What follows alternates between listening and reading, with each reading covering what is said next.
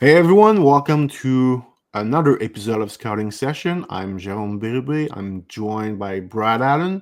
And today, Brad, we are going to discuss our top 32 rankings at hockeyprospect.com for the NHL draft. Before we get going, I just want to remind people our book is available on our website at hockeyprospect.com. The NHL draft breakdown. So take a look at the book. I think it's you guys are gonna really enjoy it. I'll leave the link in the description, so you guys can find it pretty easily on the website. And we're gonna discuss our top 32 rankings today. We're gonna split the episode in half. So today we're gonna discuss player rank 32 to 17, and part two will be players ranked from 16 to 1. So a bit like we did last year for those who watch our content last year. We have also a goalie podcast out, so you guys can check that out too if you want to learn about all the goalies in the draft. But Brad, let's start 2025 NHL draft. Maybe your overall thoughts on this class, maybe compared to previous years, maybe to give maybe an idea of like if how would you rank this class that we just scouted for the past 6, 7, 8 months. Yeah, for sure. So, start by saying when we were first evaluating this class, trying to find all the initial prospects that matter, I would say by the end of November, we were all really gravely concerned with this class being like by far the worst class of the last 10 to 15 years. There was like nothing out there to start the season. The good news is it did improve as the season progressed. We scraped everything known to man, every secondary country, and I have a lot of respect for Jarmo Kekalainen, but he did come out a couple of years ago and said the reason not to listen to people like us is because we don't see enough. And Jérôme, as you know, we watch a whole lot of hockey. Not many people watch more hockey, so that gives us an opportunity to really make sure we deep dive every country. And we definitely, I think, we found some hidden weapons over obviously in Russia and even in Denmark and. Heck, I was even looking at a Croatian goalie. So we were all in on this year trying to find some players. And I think by the end of the season, we can comfortably say that this class should be better than 2012's. The 2012 class was pretty darn bad, but the goalies saved it. And 2019, which was a pretty poor class. In its own right, I think it can get above those two classes. It's still not a good class. This is still a below average class to bad class, but that doesn't mean there isn't talent. There is some significant talent at the top. It's just more flawed than usual, and there is some interesting depth, but you have to project it a bit further out. I would argue the two biggest strengths in this class are bizarre. One is in net. So how many people really know, right, about how many of these goalies can translate, but check out our podcast we gave it a shot. And the other is insulating giant defensemen. There's like 9 of them, and they all are really interesting prospects in the matter. We've had to really go in depth trying to figure out how to place that order. It's been very difficult this season. But as a lot of you who are watching the playoff hockey have seen, massive defensemen that can insulate a rover, an offensive style defenseman really, really matter. And we really think the game is really trending towards more specialization at the defensive position, which means that they were like a player like David Bedkowski, who we won't be talking about today, maybe in another segment, but somebody like that matters. 6'5", 220-pound shutdown defenseman with some puck moving ability and some skating ability. And so that's kind of the separating qualities. And you don't really say that goalies and shutdown defensemen are the separators, right? It's kind of a unique way to look at it. But if you get a good goalie, you get some huge defensemen that actually play, they can really help. So that's where this draft has some strengths. Yeah, you just mentioned the big tough defenseman, big more stay-at-home defenseman. I was looking at like all the defensemen and just that we have ranked. There's not many offensive defensemen in this class. I was like, Almost my God, like I didn't realize this until I actually look into it because someone asked me, he's like, who's your top 5 offensive defensemen? And then I'm like, wow, there's not many like None. pure offensive defensemen in this And class. even the ones that people think are offensive defensemen, we don't think are offensive Yeah, defensemen. I mean, Like Cam Reed, like Sasha Boumediene, we don't think they're offensive defensemen. They're more puck movers to us. So that you're right. There's so few dynamic offensive D in this class, and maybe that's one of the reasons people look at it as a little worse than previous years. yeah. All right. So maybe we can start, Brad, with the countdown to 1. It's gonna take a while, guys. So if you watch every single minute of the this podcast and part 2, it's gonna take a while, but we're gonna get there. If you want to follow along, you can check the rankings on the website, so it might be easier for you to follow. But let's start, Brad, with number 32. And my goodness, did we struggle to find a guy to fit at number 32 for us? But we went with Milton Gastrin out of Modo Junior in Sweden. It was like we had 31 guys that we were like pretty confident with, pretty happy with it, and then we couldn't find a 32nd guy to like. We had a few guys at the 32 spot in I would say the last week before we released our final ranking, and I don't know, some of them felt wrong. We didn't want some of those defensemen in the 32 spot. So we finally, I think we all agreed just to put Gastrin there, but it was kind of comical that we couldn't come to an agreement for the last guy from the top 32. So maybe, Brad, you can start with Gastrin, a guy that we like, but we have some question mark next to his name, and maybe you can explain those reasons why. But we view him as a two-way center, mostly third line projection for him. That's a guy. So we had some question mark about him, about some of the skating, some of the skill. But at the combine, he was a big surprise for us. He tested really well in Buffalo. So that was a bit of like, oh, we did not, in no way we were expecting him to really do as well as he did. So that's a good news. So Brad, maybe you can go maybe in details here about Gastrin and some of the I mean the good part of his game also, obviously, but some of the weaker part of his game that we gave us some reservation of putting him higher on our list.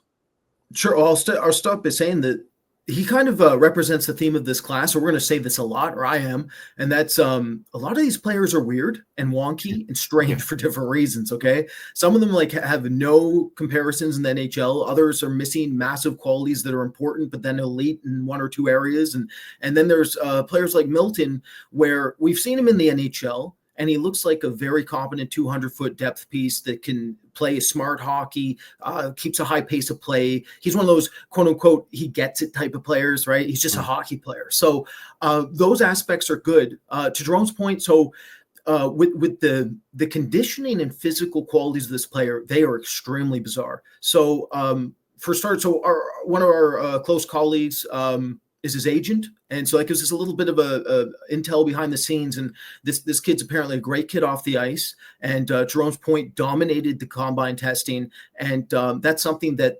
our friend, our former colleague suggested would happen. And I was telling him, I thought he was athletically all over the map. So the reasons why is that within his shot and handling coordination, he has a tremendous amount of range of outcomes within his play. So at the J20 level in Moto, you're going to see him manipulate triangles and then get off a nice shot that's clean, shows good bottom hand activation, good dexterity. And then there was other plays and sequences at J20, but especially internationally, where his shot looked a lot more limited. He had a lot of trouble operating around triangles with his handling rates. So, it's when you as a scout say, well, his handling is good, okay, usually it means that that it is consistent, but then there is still a spectrum there where sometimes it will look maybe potentially elite and then sometimes fall flat. With Gastrin, it really was a wide range. It was one of those. I always use the Tom Hanks quote. Life is a box of chocolates. You don't know what you're going to get in the book. And for me, Milton Gastrin, like that was part of the issue. Like legitimately, you didn't know what we were dealing with. Sometimes I was thinking, Jérôme, you know what? There's not enough here, and we're overvaluing this. And then he'll fly down the wing, cut through hands on his backhand, and go Sidney Crosby on me, posting in. And it's like one of the best backhand shots I've seen. And I'm like, okay, what? How did this happen? So that's one aspect. The other part is his skating mechanics. So at the combine, again, did very well. We know that he's extremely explosive off ice. We've been told that. We've had different videos given to us to showcase that. However, a bit like Bill Zonin, the fast twitch is there, but then the mechanics are rigid. So he looks a bit like we call Bill Zonin stop motion zoning. Well, Gastrin has a bit of that stop motion quality to him where he looks like he's exploding, but then there's rigidity to him because the mechanical base is a bit under at this time. So the A to B is fine, though, because the pace of play is high and he is committed. So those are the good things. He's also not afraid of contact. He's comfortable with contact. And he can evaluate the ice relatively well. He's very much a role player that's very Swiss Army knife and can kind of adapt his game to each situation that his line presents. I think that might be the best way to characterize him. Yeah, I agree with what you said. He's a bit of a wonky player. We just talk about the skating. Like that's why I remember like at the start of the year, you mentioning to me the skating was like you were like, I don't know about the skating with this player. And then I watched one game. I thought the skating looked pretty good. And then I was like, Brad, I don't know.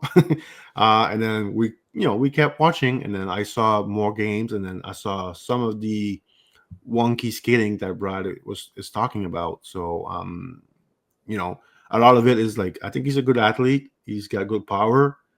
Just technically, there's something missing here with the skating to, make his skating value higher for us. So interesting guy. I think he might be a first round pick. I think team will value a third line center. I do. I wish he was like a 6'2", 6'3", 6'4" guy, like for a third line center role. Like I would prefer if he was 6'2", 6'3", but so he's 6 feet and a half, 6 feet 3/4 actually. So it doesn't really bother me that much, but if he was 6'2", 6'3", he'd be probably higher than 32 on our list. So we can move to 31, Brad. We're gonna go to the WHL with Portland with Max Psenicka, a right defenseman out of Czechia. He actually played both in Czechia, in the Czechia Elite League this season, and Portland.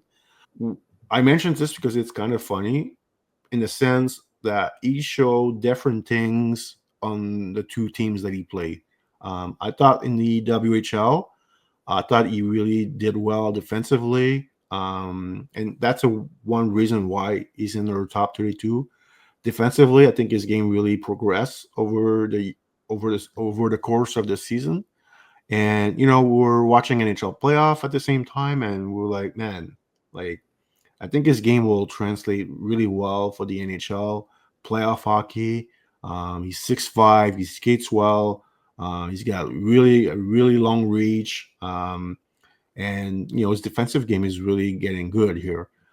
Although offensively, he was a bit quiet in the WHL this season, but he did show some good things offensively in Czechia against men's. Like I think he scored 2 goals. He was not amazing, but he did show some flash offensively that you're like, okay, maybe there's more offensively with that player that he showed this year in the WHL. So I still think his bread and butter will be his defense.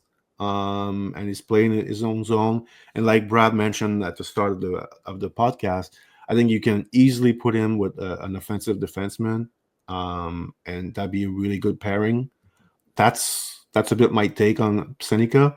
Like he has a chance to be a top 4 defenseman, If not, I think he can be a great third pairing defenseman, like as a number 5 guy.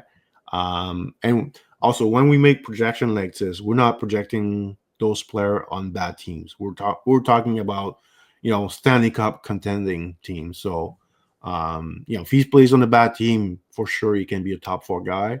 But I'm thinking, a top 10 team in the league, a team that can actually win the Stanley Cup, or at least go in a Final Four, maybe. Like, I think maybe he tops as a number 5 defenseman, but that's my safe projection. I think he has a pretty good chance to be, a number 4D that can play with more of a puck moving defenseman. So, Brad, maybe your take on this defenseman from Czechia.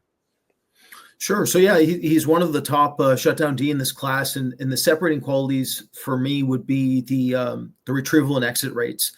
So this is a player who knows how to manipulate the first and second layer of a forecheck, and he's very good at using deception and being able to use off-look options to his advantage. He's also toolsy, so he's rangy, he's big, he skates relatively well, he's coordinated.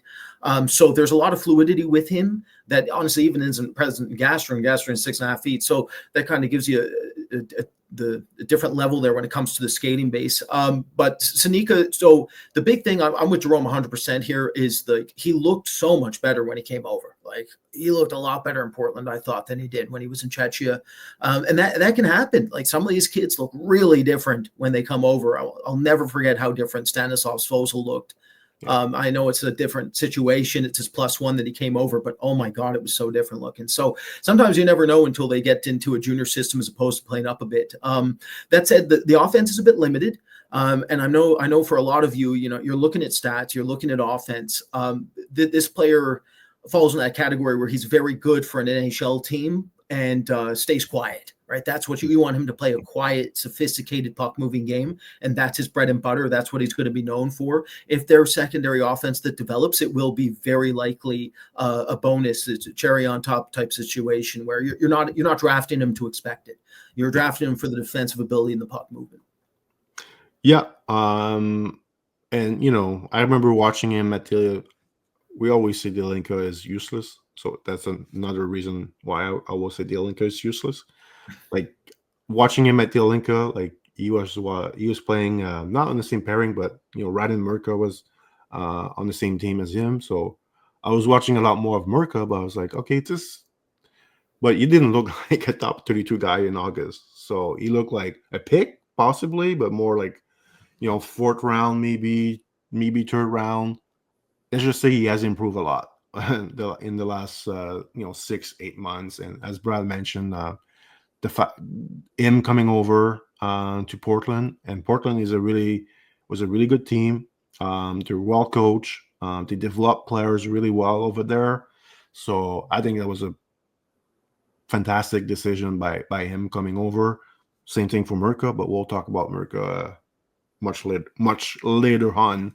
All right, Brad, let's move on to number 30 on the list, and we'll go to the queue with Justin Carbonneau of the Blainville-Boisbriand Armada. Brad, I know you're very excited to talk about him. We have had so many discussions about him this year. So I'll give you the floor. You can start giving your take on Justin Carbonneau. Sure. So my take is very different than the industry. So I'll try to be good about this. So we'll talk about the concerns, then we'll talk about why some of those concerns can be nullified as he continues to develop. So the first is body language. So this player has body language issues on the ice, and it's one of those situations where you talk to other different scouts, different people. Yeah, he's feisty, and yeah, he can be physical, but he usually likes to get real physical in other people's faces when he knows a ref is nearby or in between them. And he loves to cheap shot players. He likes to, and again, I like agitators. I think agitation in hockey is an incredibly important component. I mean, Brad Marchand's the best player in the Stanley Cup final right now, period. So, okay, agitation's in. Don't get me wrong, but the way he does it, I'm not a huge fan of how he operates from that factor. Now, that said, on ice product, I fundamentally disagree with some of the things I've read online. For starters, he's not as good a skater as I've seen interpreted. His north-south skating is not very good. He's not a mechanically very gifted skater. He's not overly evasive. Linear crossover mechanics aren't very good. Doesn't have a lot of stride depth. So his stride is short, and there's a lack of depth, specifically when he's attempting to cross over. So he can't get down with below players and be able to use leverage advantages that way. So long story short, when you're looking at his handling rates, how he operates, a lot of what he attempts to do is outside to inside slip dekes. And now, don't get me wrong, we always want to hear outside to inside more than inside to outside. So that's a good thing. And especially because he's a good shooter, a primary shooter, you want him to do those things. However, because he's not as evasive, it really decreases his launch fluidity with how he skates. He gets clipped a lot, and then he loses pucks he shouldn't lose because he does have dexterous hands. He's certainly a very talented player. So there's a whole lot of junior in this player, right? So that's one thing with Q players that are extremely talented, Jérôme, as you know better than almost anyone. Like when you're getting a junior player that is tremendously skilled, sometimes they just hot dog around, and they don't really care what's going to happen if they lose a puck, right? It's one of those situations where I felt like he was a liability on the ice a lot, and his error rates were extremely high. His error rates per 60 were the highest out of any player that I evaluated this season that matters, to give everybody an idea of what they're dealing with in terms of risk. So I know for a ton of you looking at our list, it's like, wow, Carbonneau was really low. But the truth is there's a whole lot of Filip Zadina here for me. And I'll be like, I fought like heck to try to get him lower. I'm extremely worried about his translation because the shot's incredible. They're a top 3 shooter in this class, spectacular mechanics. He's one of the only players in this class that keep up with Anton Frondel on a power play. Like legitimately, he's an incredible power play specialist. No questions asked. But when you get him at even strength, if he doesn't learn how to clean up those error rates, if he doesn't improve his skating ability, if he doesn't read and react better, if he doesn't see the ice a little bit better, if he doesn't understand why he shouldn't be so individual as he is right now, he's going to struggle and have a lot more difficulty than people realize. This is not one of those plug and play, if you draft him, he's guaranteed a 30-goal scorer and you can get him in quick. That is not the situation at all with this player based off this season. So I think there's a lot more risk, and I do not think he's an intelligent hockey player whatsoever. He's one of the only players I've seen, well, to be honest, since Bulat Shafi-Gulen back in 2018, Jérôme, where Shafi Gulen would give up breakaways so that defense would go back in front of him so he could shoot against the grain. This player does that. This player, his spatial awareness or recognition can die, and his vision isn't apparent some of the time, and he can have a lot of difficulty. But don't get me wrong, if you looked at his highlight reel, you would think I'm on something, because the highlight reel is incredible. It's just when you peel back the layers to this kid, there's a whole lot missing there. What do you think, Jérôme? Yeah, I mean, we often compare him to Dinwiddie this year as the two big, top 2 prospect out of the queue. And it was pretty funny because we're going to talk about Dinwiddie later on, but one of our critics about Dinwiddie was like he was not super dynamic offensively, but the rest was really solid. It's like the exact opposite with Carbonneau. Carbonneau is very dynamic. The shooting is, as you mentioned, like insane. The hands, his ability to score goals. Like you watch his goals that he scores, they're very, they translate to the NHL. Sometime in junior, guys will get 30, 40 goals, and you look at the goals they score, you're like, yeah, that's not gonna translate to the NHL. Like what he does offensively with his shot and his ability to put the puck in the net, it does translate. It's the rest that is the problem. You can say he's not smart. You can say he lacks vision. You can say he doesn't pass the puck enough. But as a sniper, it's okay. I'm not too mad about it. But he does. I would like to see him improve his decision making. So sometimes he's gonna make a really high end pass, and that's gonna be in the plays of the week, and people will think we're crazy talking about him not being a smart player, not a good passer. But you see that pass, and then you have to wait another maybe 10 games to see another high end pass from him. So his efficiency for in his passing game is not there for me. You can also say he's pretty selfish on the ice. So it's like a mix of two things here. You have the lack of IQ, and also you have a guy who's pretty selfish, who plays, more of a me, myself, and I type of game. So I don't know. He's, to me, of all the player that will go in round one, and he will go in round one. Um, he's the biggest boom bust player in the top 32. I did a podcast, a couple of days ago, and I said, you might score 35 goals in the NHL, or by age 26, 27, he's playing in the KHL. So I don't think he's not going to play on a third or fourth line. His play away from the puck is just not good enough. I really thought he would improve his play away from the puck this season. Like I didn't mention this on the podcast in October because I thought he had a good coach. There was no improvement. He was the same player he was back in October at the end of the year. And I know some Q scout that saw him when he was in Bantam, and they said to me, he's playing the same way he did back in the day. So at some point you need some improvement. It's the shot is nice, the ability to score goal, it's all nice, but NHL coaches, they're not going to trust him if he's he has no clue what he's doing away from the puck, and also his effort level is also lacking away from the puck. So again, boom bust prospect for me.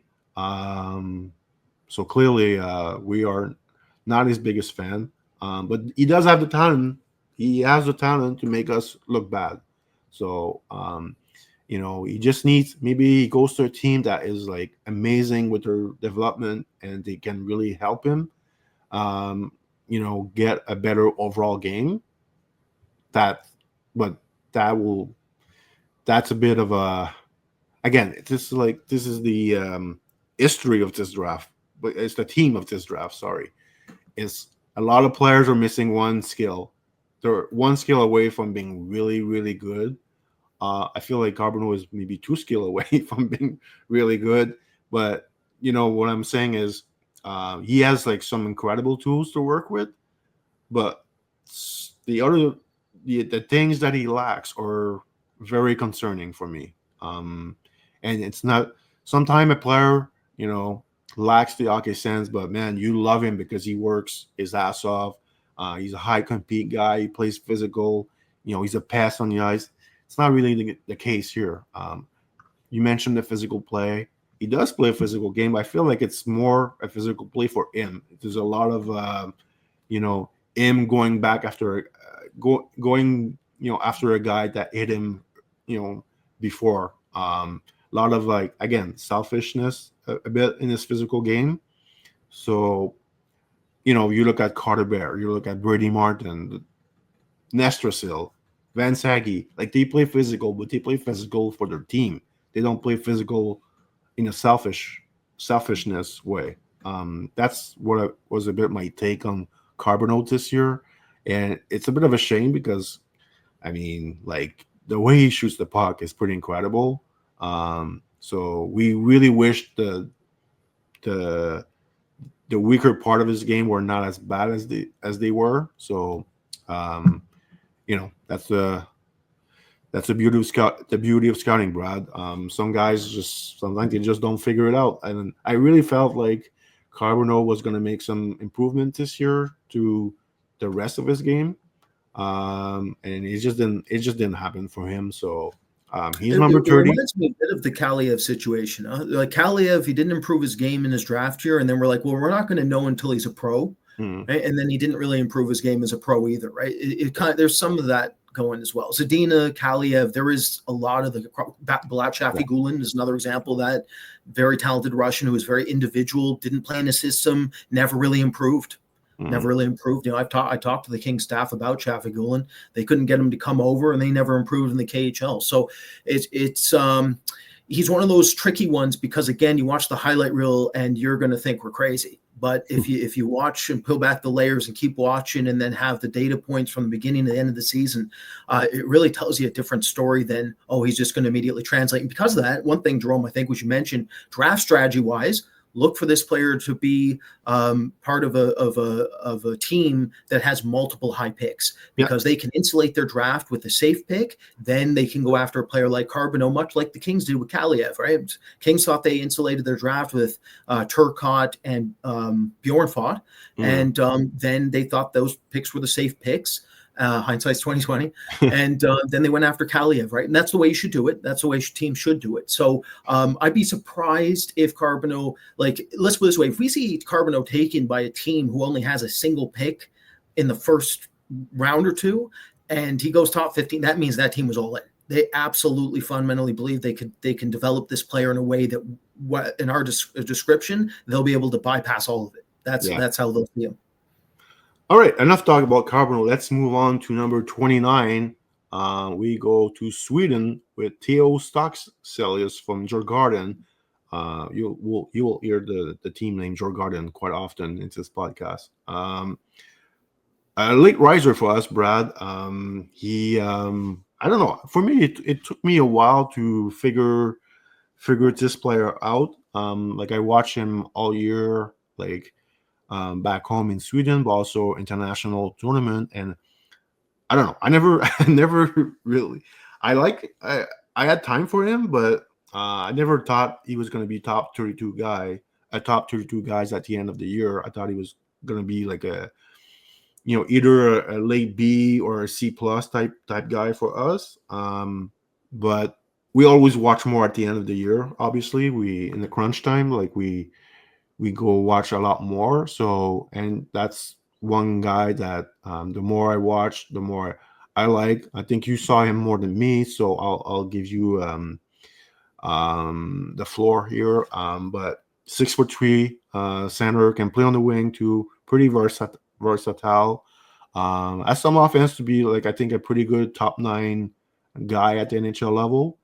I'll know at this point if it's good enough for a top 6, but he did surpass Gastrin for us as a Swede, for this list. Both guys I probably have this similar projection, but I feel like Gastrin probably tops as a third line player.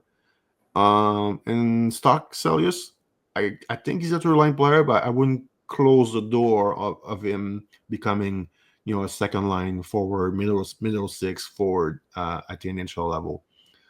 Brad, I'll let you maybe give your thoughts on Stockselius. Sure. I think the best way to characterize this player is he's what Will Moore was supposed to be.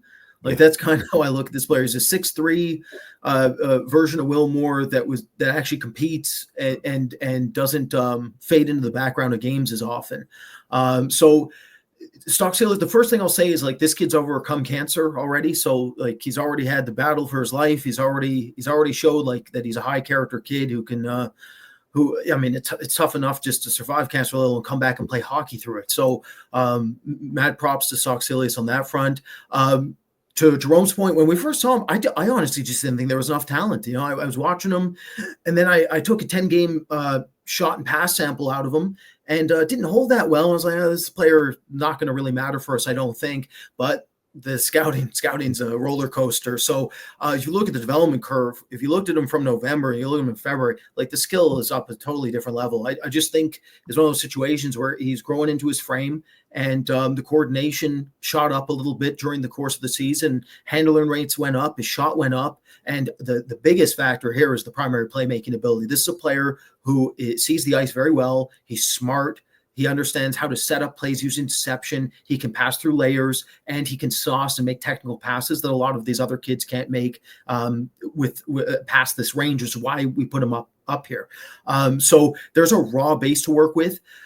He's a 200-foot player. Sometimes he'll puck watch a bit or not be in the right spot. And I think you should characterize him probably as a hybrid center. There is a possibility here he ends up on the wing long term, and he can play the wing. So that's kind of like Gastrin too. I think Jérôme. I think both might end up hybrid centers. So the other factor is that this player is still in his infancy of understanding how to use his frame consistently throughout a game. So for instance, I've seen him reverse hit into smaller players and do really well coming out of the corners using his frame as opposed to just relying on his reach and handling rates, which is important. But he's good at entering backdoor options and timing them. So his spatial recognition through traffic is good, but I would argue he's not at the level that he can get to when it comes to using his frame to cut through hands, to be able to finish checks correctly and end up with inside positioning so that he can get closer to the puck when it comes to these loose puck battles. So there's a huge opportunity here where we think with growth rate. When we look at his game, some of his best performances were against some of the top teams in J20, and then you factor in that growth rate, we think he's one of the top dark horses in this class, and it's one of the reasons we have him in the top 32. Yeah, I mean, if you compare to, again, Gastrin, I think Gastrin, what he has shown so far for us, like, I think we know what we're getting out of him. There's still, I feel, some untapped potential with Stockselius. That's another reason why he's above Gastrin on our list. But, and 6'3", 200 pound. Interesting guy to follow and see how where he goes in the draft. I'm not going to reveal too much because it's in the book, but he had some good feedbacks from his interview at the combine. So we'll see where he goes in the draft. All right, let's move on to number 28 on our list from the Calgary Hitmen, Benjamin Kindel. Smaller center / right winger. I think he was a point shy of 100 this season with the Hitmen, so a really good season by him. I like this player. I think we all do on the staff, except there's some limitation how his game will translate to the NHL. And the number one reason for this is the lack of skating. The skating, I would say, is the biggest drawback when you try to project him for the NHL. I'm talking about skating, but also his size. He's a 5'10", forward. Usually, you try to look around the NHL, like who is, really good in the NHL that is 5'10" and a bad skater. There's not many guys. I jokingly said on our podcast, maybe mid-season with you, Brad, and Jay Brad was also with us. I said, look at this guy. He's going to turn into Claude Giroux 2.0, and he's going to make us look bad. So that is still... here we are. Yeah. It's possible. Yeah, it's still a possibility that, he turns into the next Claude Giroux. I mean, I'd be surprised, but it's the way he plays, it's very Claude Giroux-like because he's smart. He's a really good playmaking center.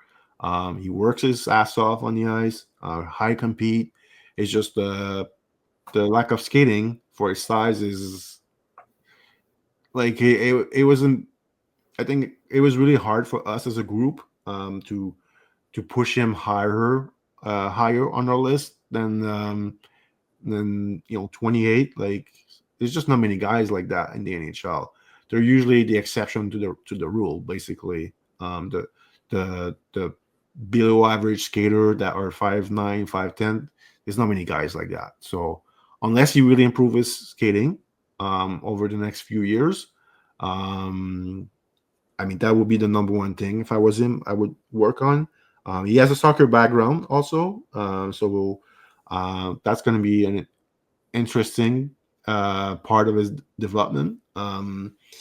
So we'll see. I know Brad, I think you wrote something about his soccer background being maybe his skating will not develop as much in the next few years because he's with his soccer background, he should be more advanced right now than what he is.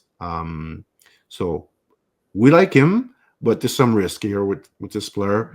I mean, we don't hate the player. We still have him ranked 28, so he's in the top 32. So we still think he can play in the NHL and be a good player. but there's some risk with that player and that profile, because we have seen it happen many times before.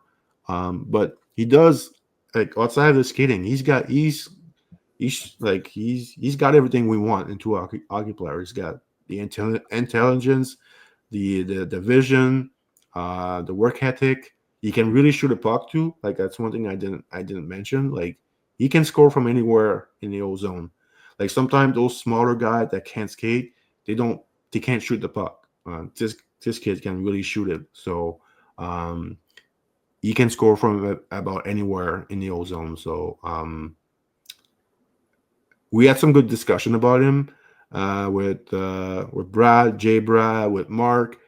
So he ended up 28. Maybe in the future he's going to prove us wrong. So we'll see. Maybe Brad, a few words on Kindel from you. Sure. So the big thing here is, like, you look at him and it's like, oh, this is a really good junior player. And as Jérôme mentions, the skating. So with the skating, he, the soccer background, you typically think that the kid's developing his quads at a bit higher level than some of these other players as a result of playing soccer. But what's interesting is he lacks power. So when you're talking 3-point flexion, you're talking the glutes, the quads, and your knees. And then you could go right down through the ankles if you wanted to. But the main thing is that all of that power that he should theoretically have access to, he doesn't seem to have as much access to it as he should at this stage. It could be hard to identify exactly what it is. That said, what it looks like on the ice is basically he has a lot of difficulty manipulating his own center line to go in a different direction. So his multi-directional open ice skating is poor. And what that means is it limits him when he's trying to create transitional zone entries. So we're going to be talking about Cullen Potter and a lot of other centers down through this list here. And one of the main factors with those types of players and why they're higher is their entry rates per 60 are going to be much higher than Kindel's. Kindel has to default to his teammates a ton. So he's extra reliant on his playmaking as a result of that because of the lack of skating. Now, another factor with this player is that his handling rates are not as good as the dual threat quality. So as Jérôme mentioned, he's a good shooter and a really good playmaker, like almost elite playmaker. That's the reason we're really talking about him, specifically on his backhand. So when he's in trouble and he's getting coverage or double coverage, he processes quickly, but he can get himself out of trouble because he can peel off pressure, spin, use his backhand, find options very fast. However, his game kind of dies down when that's not happening right now because the handling rates are actually a bit under as well. So it's a skating combination with the handling where I was actually surprised when I isolated Jérôme. I found out that his handling rates are actually worse than we expected, and they're far under Rezhny's from the pretty big sample I have, which I didn't think would happen going into that sample. So there's a raw aspect to him offensively, even though there's a brilliant quality to his offense. Like some of his passing plays are spectacular. Like he can find players extremely fast off the weak side. He can stretch the length of the ice. He has a beautiful amount of passing finesse on his passes. He can do those things, but then you look at the rest of the qualities in terms of driving rates, and they are far under what you would typically want in a top 32 player. And that's the reason we have him further back relative to Potter and Rezhny and some of these other centers that some people have a bit higher than us. Yeah, so it's going to be interesting where he goes in the draft. So let's move on to number 27, and we go with Brad. Can you help me with the name? Because I'm... Listen, I need help with this name too. I had to listen to it like 10 times to get it. So it's Brzustewicz, apparently. Right, Henry okay. Brzustewicz. I don't want to be the guy who doesn't know how to say the last name of player, because it's actually a pet peeve of mine. But every time I try to say his name, I do mix it up. So it's like me with any Q player. Don't worry about it. Yeah. So this defenseman, number 27 on the list, played for the London Knights, OHL champ, Memorial Cup champion. So he did for him was basically like he was playing behind Sam Dickinson, behind Oliver Blanc. Even Cam Allen came over by a trade. We're not the biggest Cam Allen fan, but he was still playing, probably more minutes than him. So he had more. He didn't have a prime time role on the team, but he did play really well for the Knights this season. He's not a very flashy defenseman, but he does kind of like does everything to a decent to good level.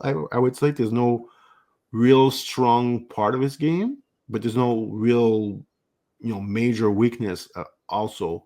So we had some good discussion about him all year. Sometime when you start the year scouting, you tend to maybe look for more flashy guys.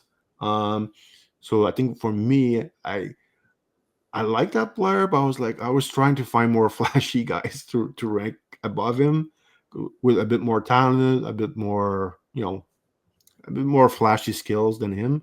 But then the more the season progressed, I thought he was pretty consistent with the Knights, and he did move back up in my top 32. And for us, our Hockey Prospect, he finished the year at 27, which is I think it's a good place for him. And I think I'm going to be curious to see if he goes top 32 on draft night. We know. Well, first of all, like scouts add a lot of games to watch because he played a lot of games in the playoff, the Mem Cup after that. So a lot more opportunity to watch him, and he didn't. I don't think he disappointed. He was not a disappointing player in the playoff. I think he used those extra viewings really well. So we'll see if he goes top 32. Brad, maybe give your take on this defenseman. Sure. I mean, the best way to say this is there's so many weird and wonky players in this class. So he ended up like an abstract and unique player, even though he's the most vanilla type of player in the draft, because there's none of them. Like this is a very average, well-rounded player, and that doesn't exist in this class. So now he's an outlier, which is like that does not happen in classes very often, to say the least, right? So to Jerome's point, there's vanilla, there's not much bourbon, there's no splash of bourbon in that vanilla. So it's one of those situations where, as scouts, admittedly, this was you can get yourself in a bit of trouble with certain players like this, because what happens is you might put them too far back down a list because you're looking for unicorns that require more molding and projection, because to be honest with you, they're more exciting to watch. There's more to talk about. Like one player we're not going to be discussing today, we'll do it in our Dark Horse segment for sure, is Danil Prokhorov. I mean, is there more risk with Prokhorov to play? Absolutely. But is he way more interesting to watch? Absolutely also, right? So it's one of those things where we have to be careful about how we rank here, because again, we simulate being an actual team and going with who would really actually draft, because it's all fun and games to put on a piece of paper. It's totally different when you have to face a boss who can fire you because you didn't do a good enough job, right? As I'm sure a lot of you know. It's not. We're not playing PlayStation here, Brad. We're not playing. No, it's not a NHL 25. So yeah. It's one of those situations where in a draft that is unsafe, this is a player that presents a bit of a safety valve, right? This is the one you clamp down and you don't have to deal with too much. Now, there is some risk still. As of course there is with any player. And that risk comes from the untapped nature of his assertiveness. So Jérôme mentioned that Dickinson was there, Bonk is there. I mean, last season he was playing as a forward, converted forward occasionally, right? So again, some of you know, London is an incredibly stacked team, right? They won the Memorial Cup for a reason. They're stacked. And that meant that this kid's opportunities to be, quote unquote, the guy on the back end was not really an option. And so there was a lack of takeover mentality from this player. There's one thing we'll give Cam Reid. We're a bit lower on Cam Reid than some people in the industry, but one thing I'll give Cam Reid is he asserted himself more often using his toolkit, using that skating to try to create and generate for his team. Where Brzustewicz, that's not always the case. Sometimes he's just, I'll be honest, a little bit Will Moore here, where he'll go to the background.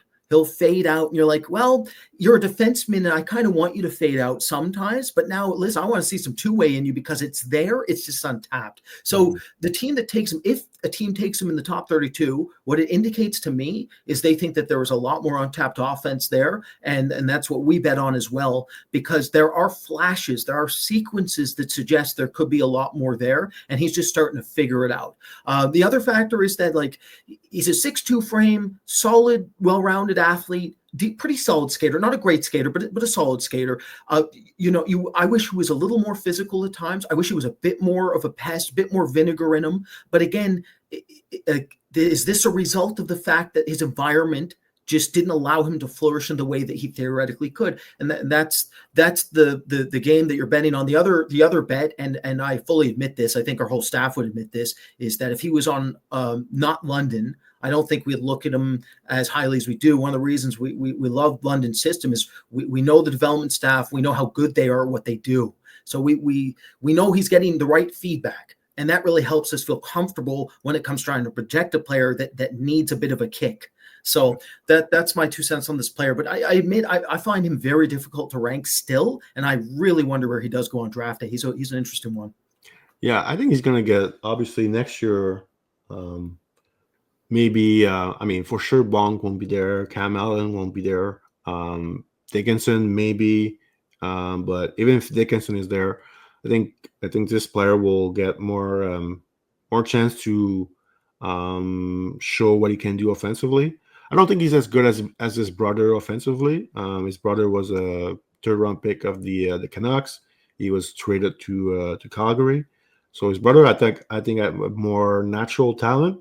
I will say though that the younger one probably has a bit more physicality. He's less passive than his older brother.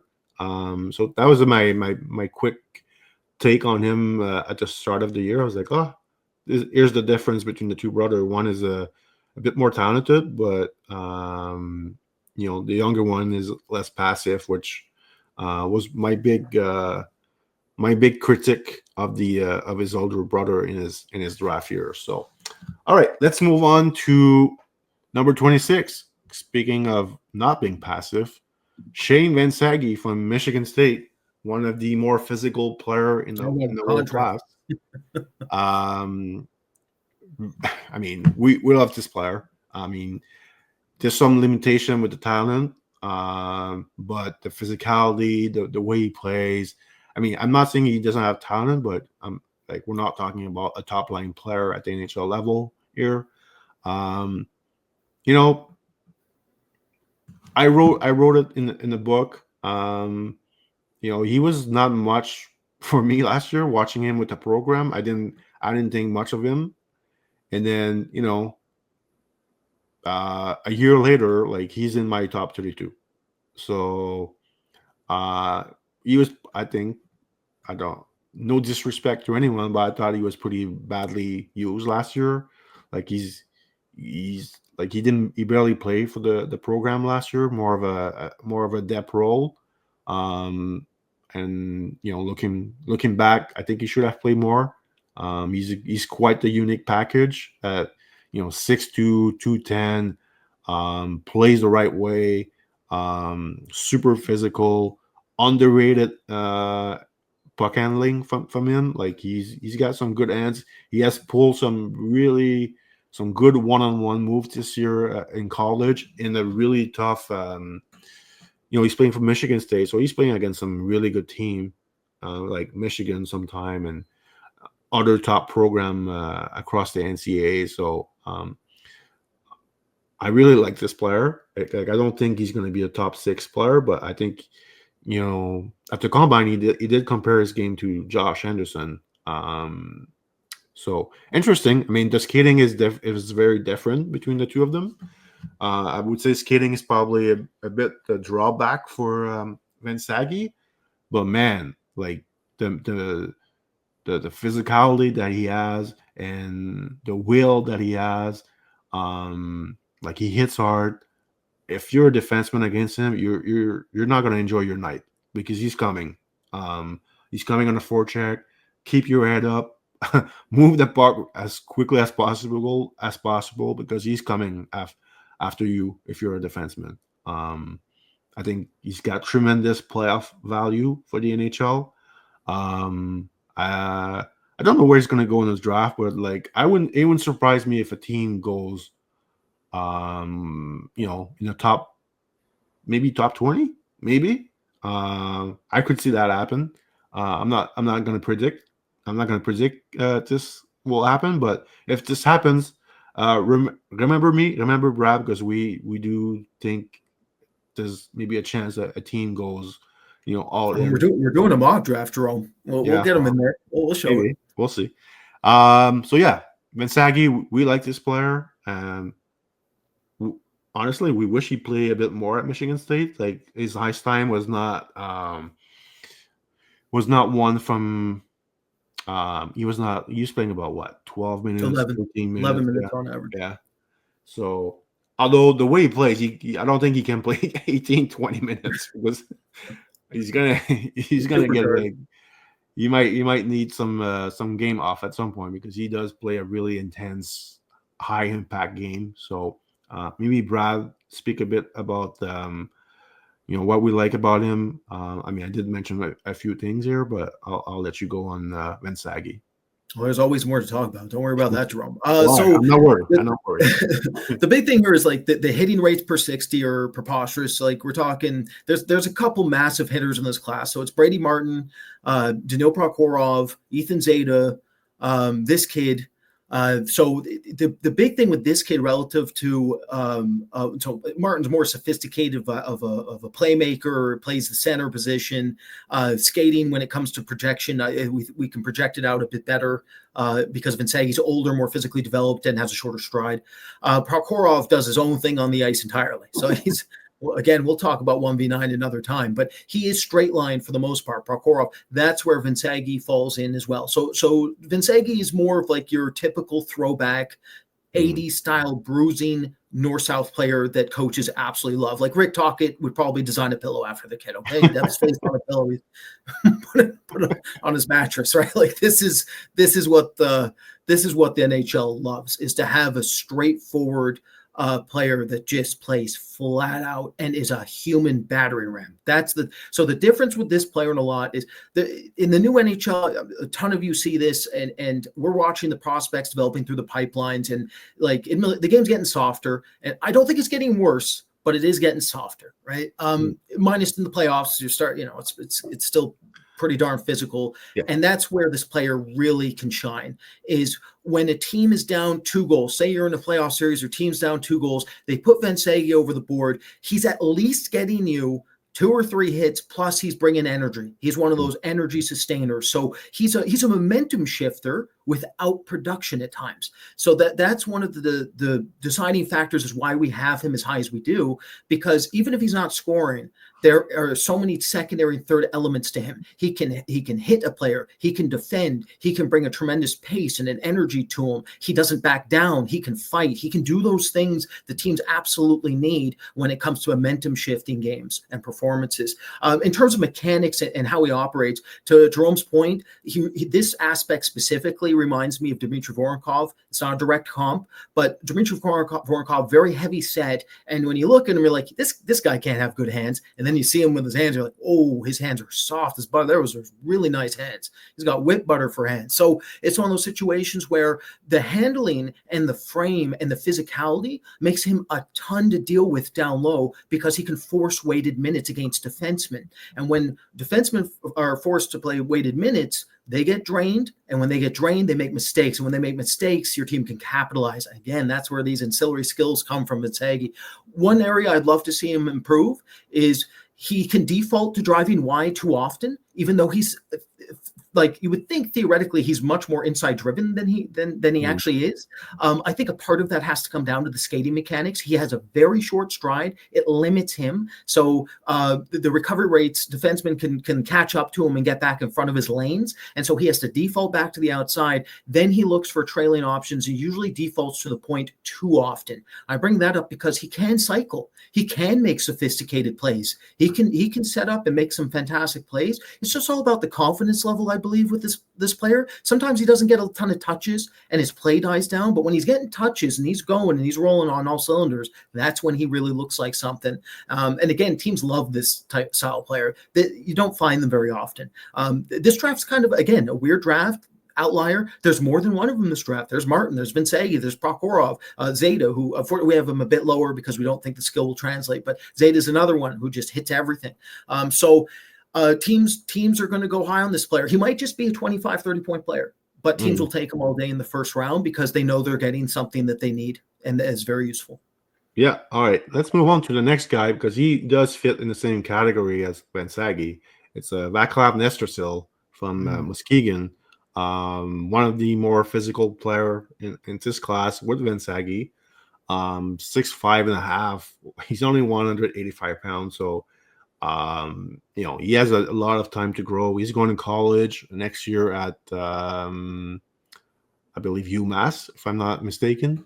So he's gonna have time to hit the gym, had more mass to his frame because when he's 25, he's gonna play at 6'6", maybe 230 pounds. So he's gonna look very different from what he's looking now, but he's looking pretty good because he was I would say from December on, he was close to being a point per game player in the USHL. He had a slow start. He was playing more of a skill game at the start, and it was not really working out for him. And then he completely changed his mindset. I don't know if the coach got into his ear and then he figured it out.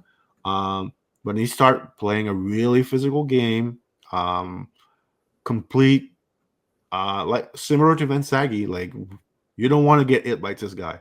He will hurt people. He has hurt a few guys in the USHL this season. He's almost like a shark. Like he's looking for blood on the ice. So he's one of the best body checker in the world draft. He's nasty at time, but the physical game is great. But there's other things about him that makes him really intriguing for me. One of the best PK guy in the USHL, really good on the PK. He's very smart. So sometimes you have big physical guy like him. They're not the smartest player with the puck. You just want them to get by. He can extend play with his puck protection, his reach, and he can really pass the puck too. Like I think his playmaking is probably his second best asset as a prospect. He's not the most, I would say, gifted shooter or gifted puck handler, but I really like his playmaking. And similar to Vansaghi, like my player comp for him is Josh Anderson. Similar but different. He's not as good of a skater as Anderson. Like his stride is a bit short. But although he's going to be 6'6", so I think it's going to be fine. But he's not as fast as Josh Anderson. But he's way smarter than Josh Anderson with the puck. Like he can really make his teammate better around him, and I think there's a lot of potential.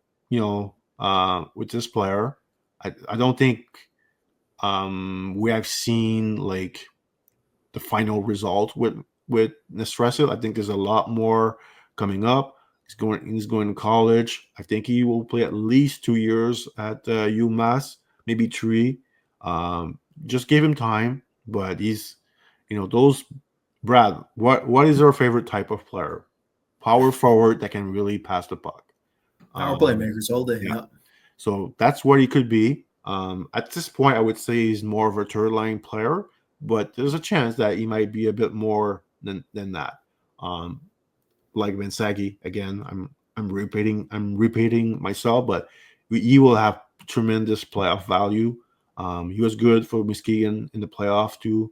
They won the USHL championship, and he was a big part of it. Completely, I would say he outplayed Ryabkin on the team since Ryabkin was the big, and we might talk about Ryabkin at some point in a different podcast. But Ryabkin came with like so much hype, and if you watch since day one of Ryabkin in the USHL with Muskegon, Nestrasil was just better. He was just a better prospect, and sometimes it's hard to.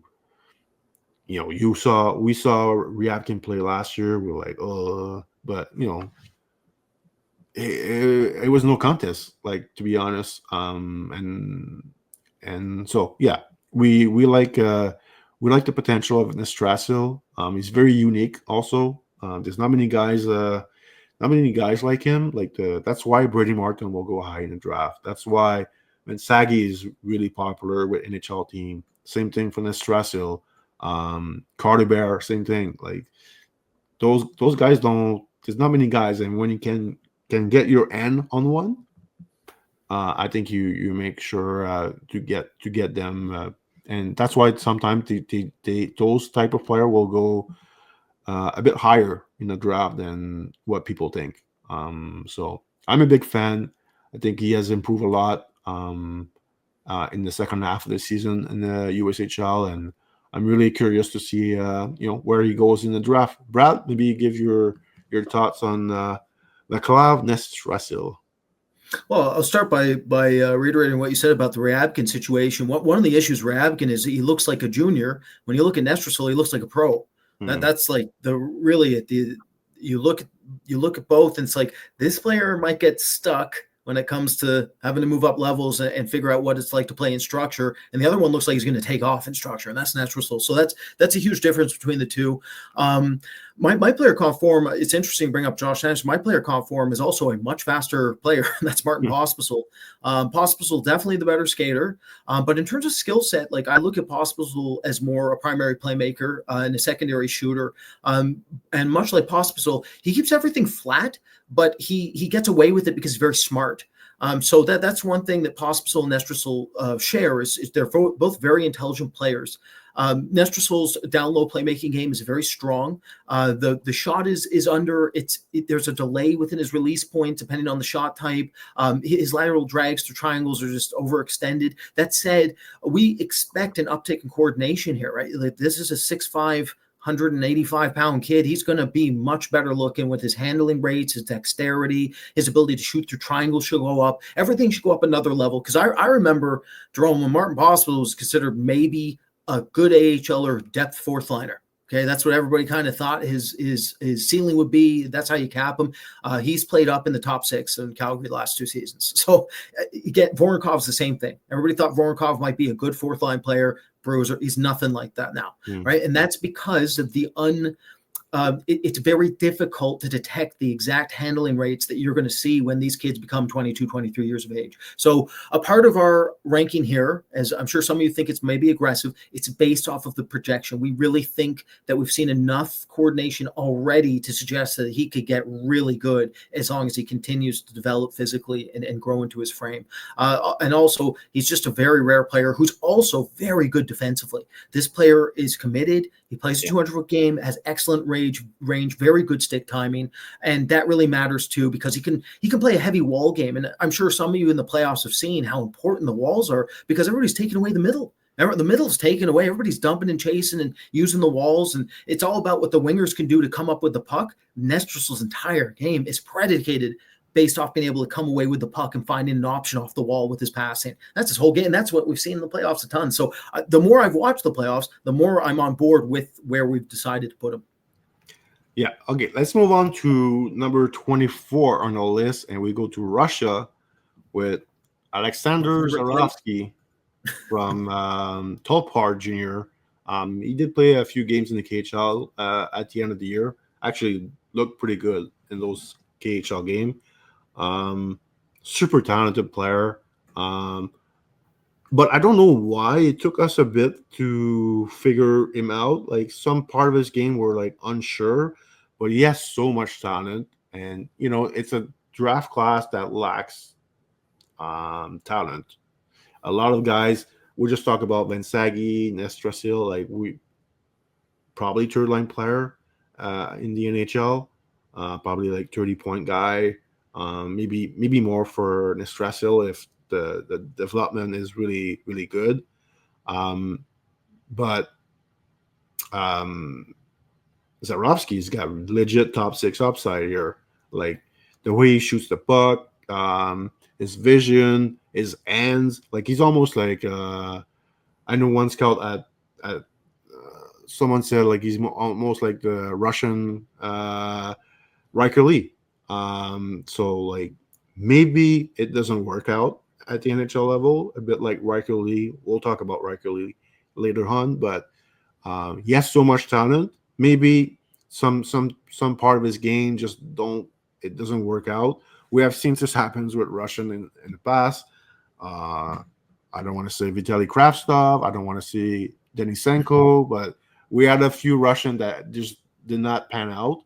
So I think it's a reason why we have him 24 and not 14, because based on pure talent, we could have put him really high. Like he's a top 10 talent on pure skill, but he's really raw, and it's gonna take some time for him to figure out some things. I assume he's gonna play in the KHL full time next year.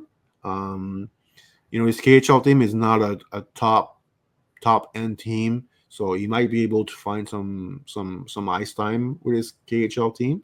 There's a bit of a boom bust situation with him, but man, the problem is that when we rank guys in the 20s, a ton of guys are just like, I think this guy can be a good third line player, maybe a middle six. Like this kid could be a legit like top six option, maybe even top line option. He's that talented. We just don't know how it's gonna pan out for him. So, uh, Brad, we had quite a few discussion about him this year, trying to figure him out, and we love the talent, so we're trying to get him inside of our top 32 by the end of the year. And shockingly, our boss Mark Edwards was all in favor of it, and actually had him higher than us on his list. So I mean, that was fun for us. We didn't have to debate too much about him. So I think ranking him 24 based on the good part of his game, some of the risk that comes with it. I think it's a decent place for him.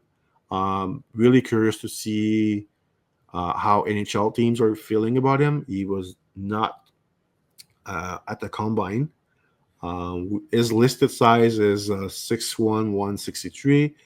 I think he's going to be at the Russian combine in Florida, which is happening pretty soon. Actually, it might have happened already as you see this podcast.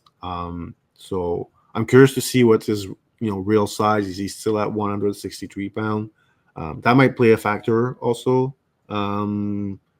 That combine where he goes in the draft, team might be raving about him, or it might be the complete opposite, a bit like Chernyshov last year, where he kind of like lost his spot in the first round because of that combine. But I think overall Chernyshov will be fine for the NHL. But Brad, I'll give you the floor here on Alexander Zharovsky. Well, I mean, Chernyshov was a burn victim, Jérôme. He had a difficult time out in Florida. He was not used to, he's from Russia. He's not used to that scorching sun. So I think if there's anything teams got to take away, it's maybe not put so much emphasis on that tiny Russian combine that they put together, because Chernyshov went way too late. Let's put it that way.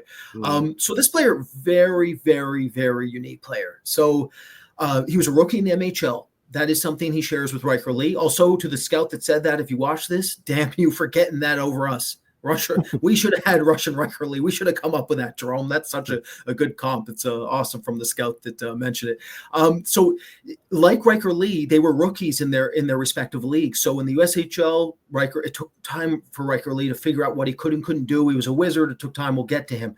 With Zharovsky, the MHL works very differently. There's usually a lack of structure, right? Now, Topar's a pretty decent system. I'd say it's the tier under the top end, Jérôme. I would say about there. So Maxim Groshev is the last player we had aggressively ranked, I believe, out of Topar's system. And still have time for him. We'll see if he becomes an interesting piece for Tampa there in the not too distant future. But this player, he started slow, and he needed a ton of time. So he reminds me similar to Pavel Dorofeyev out of Vegas, in the sense that when we watched Dorofeyev, when he was a rookie in the MHL, he was lacking that 200-foot game. He didn't keep a high pace of play, but he was technically very gifted.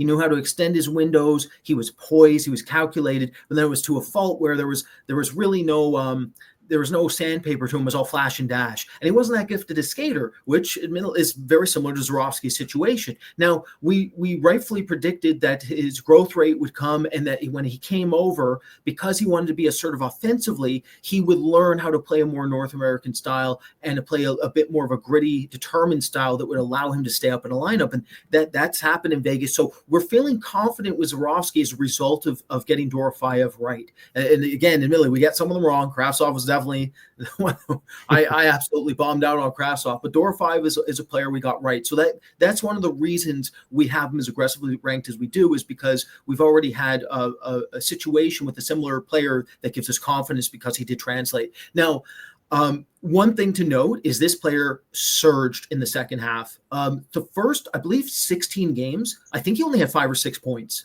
So that gives you an idea, because he finished the year with 50 and 45. So it really is like last 30 games, he legitimately scored, I believe, 45 points. So the curve was in the right direction when it comes to his production. And then to Jerome's point, we got the one thing I was hoping we desperately get. We finally got to see what he would look like in the KHL with structure. What was shell-shocking, I was blown away by this, was I thought he would have to completely augment and overhaul his initial phase of how he liked to attack and generate offense. And not only did he not do that, he didn't care. He was so confident.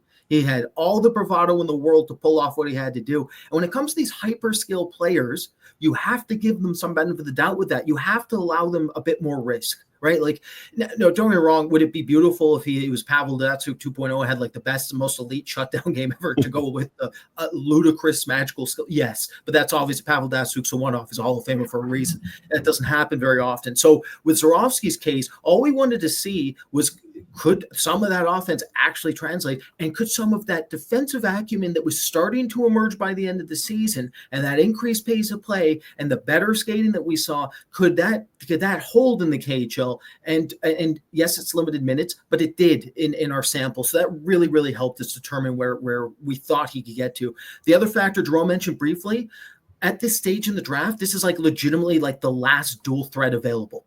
There are no dual threats after this player. Like, if you write down a top 10 shooter, top 10 playmaker, he fits into both categories, and there is no one after him that does. So it's one of those situations where this is a massive bet on talent. Now, when breaking down that talent, what's very unique about this player is that how he opens up to attack opposing defenses and triangles. So a lot of players, they're looking to attack a triangle straight on. They're using multi-touch dekes, so triangle dekes.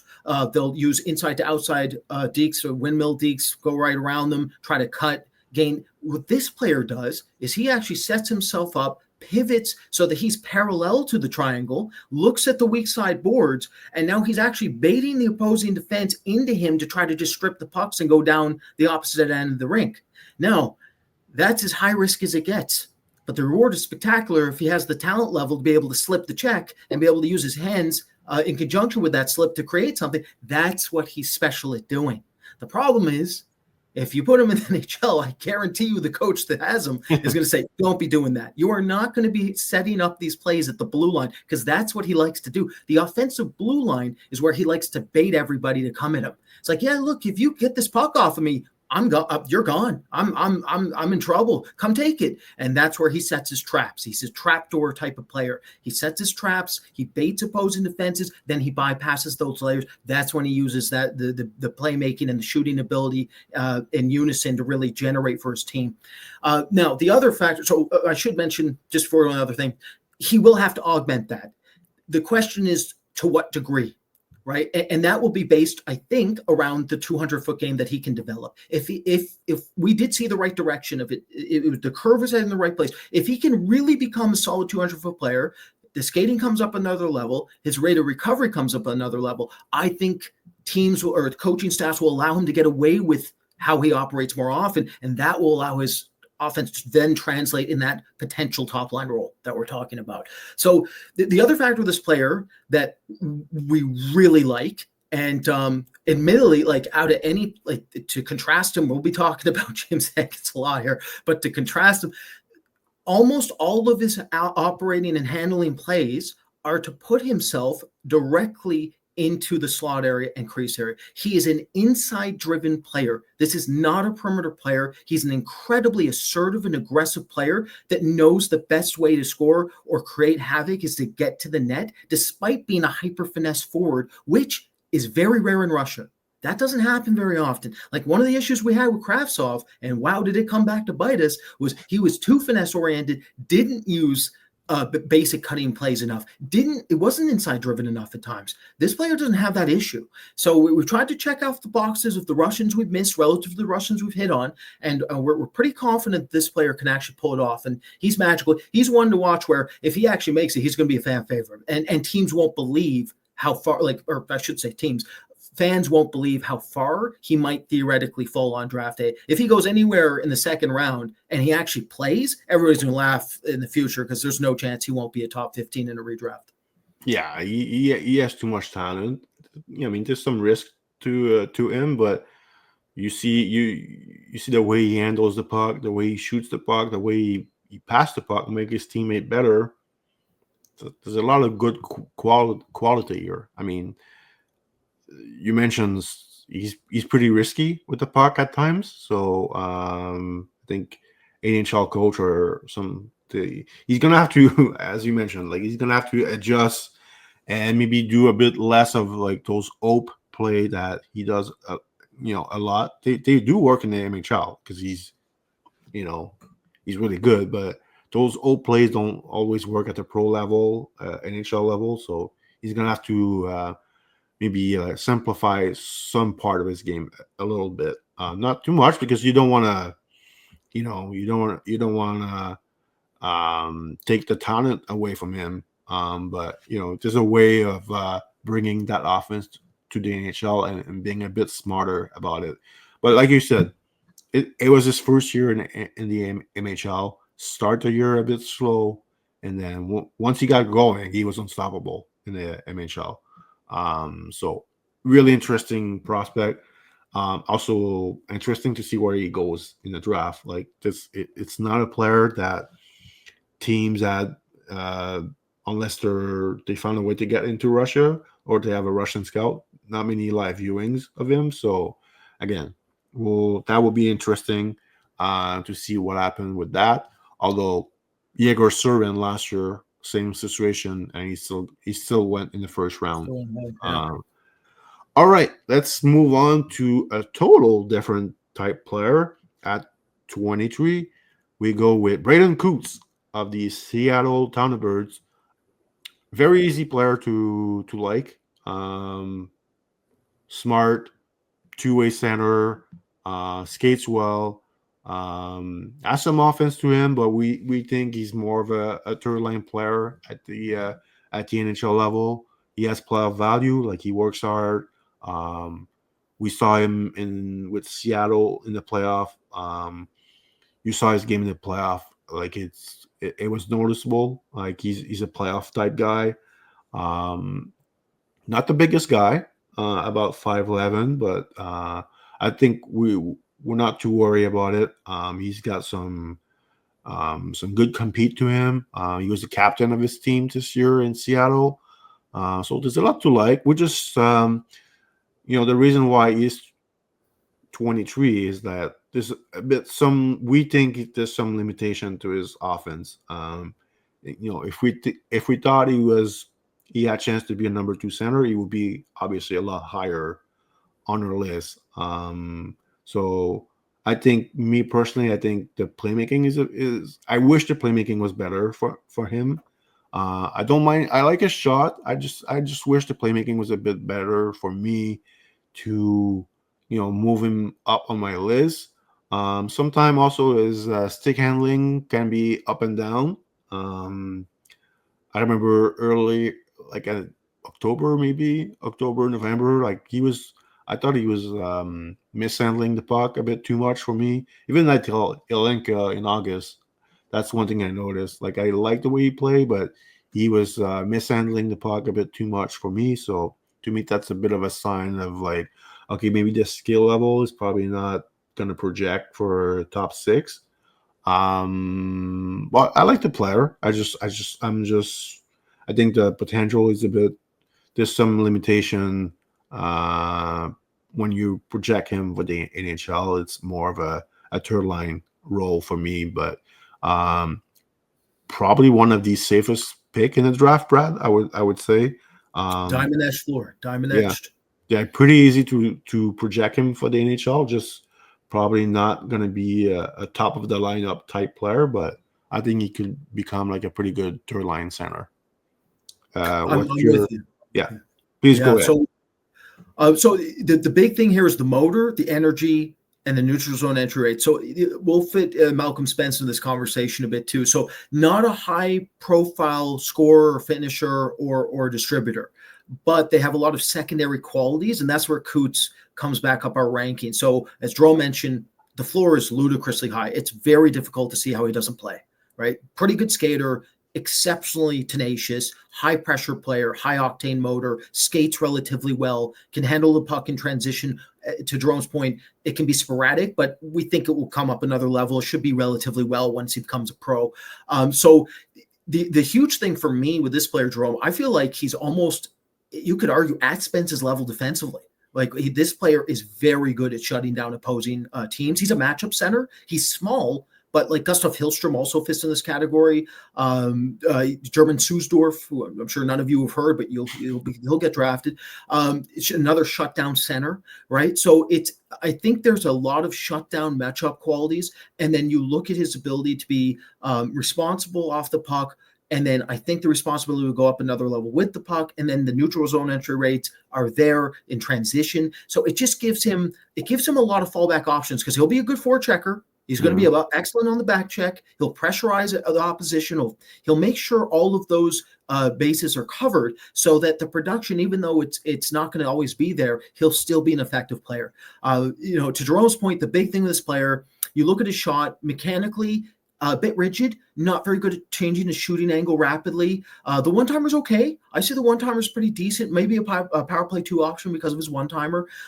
Not great at changing his trajectory through triangles off the rush either. His shot in motion can be inconsistent in terms of his accuracy.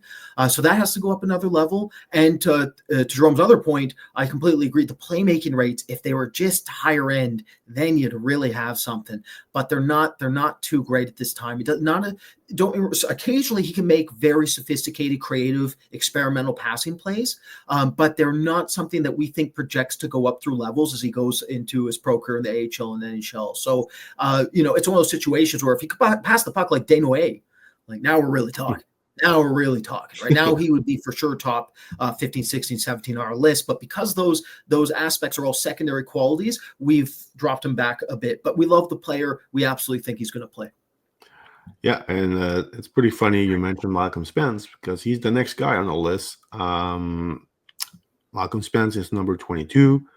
And, another guy that I think we project as a third line player, maybe middle 6 if offensively he goes to another level. But the problem with that is that he has not really gone to another level in junior offensively. He always I have always had the feeling that he's, it's like, yeah, he's playing well, but I wish he could do a little bit more offensively. Even if you look at his stats, he had a really good, strong rookie year in the OHL, solid second year, but like the improvement level is not really there. Having said that, I think he's an exceptional defensive player with Cootes. I think he's a good athlete. I think he really is good away from the puck. He works hard.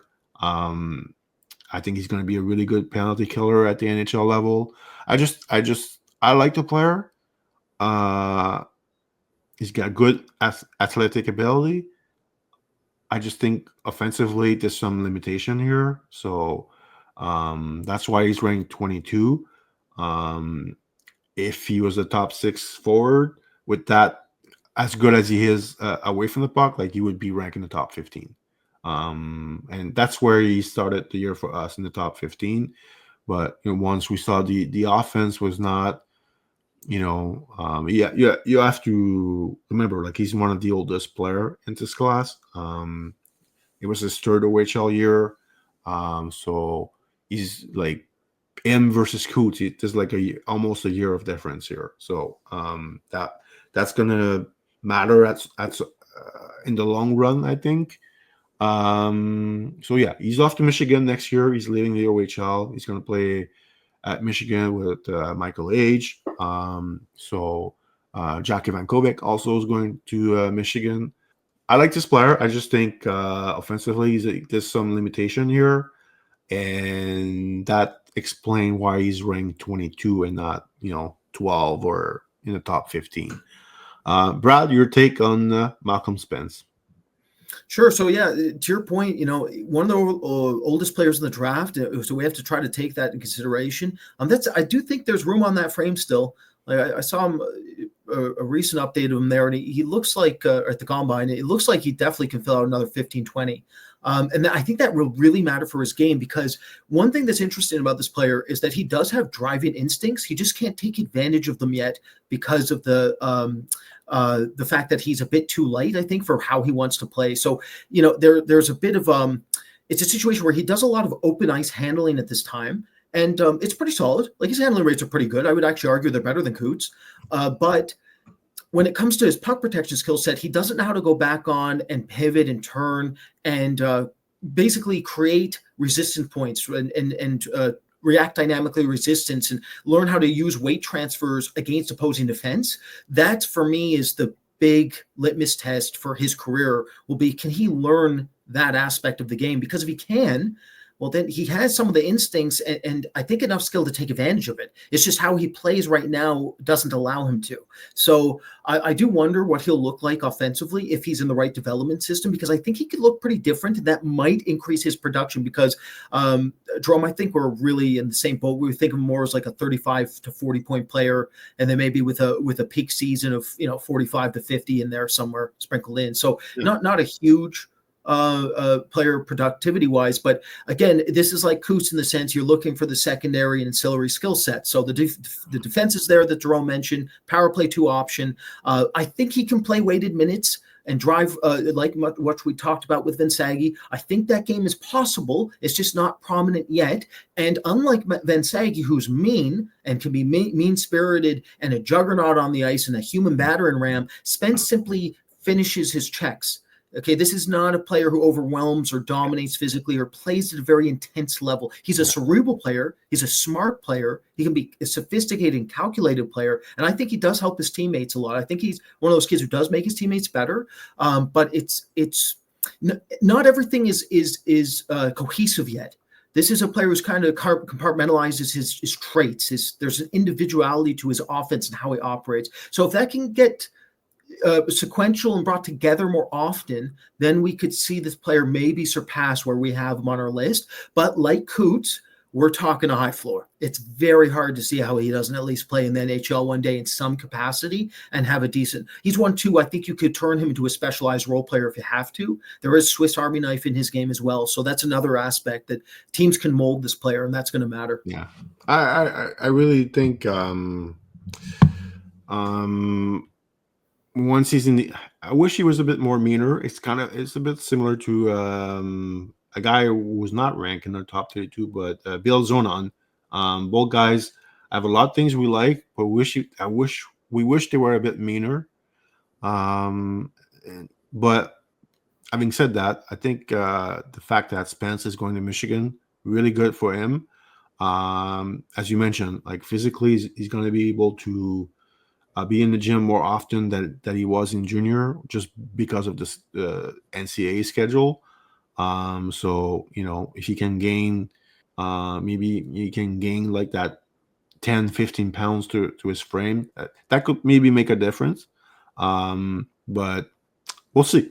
He's an interesting player. I just think the name of his game at the NHL level will be all about his play away from the puck. I think he's going to be a really good defensive player, and he's going to be able to, like you mentioned, give you maybe 35, 40 point per season. Maybe, some of his best year, he gets close to 45, 50.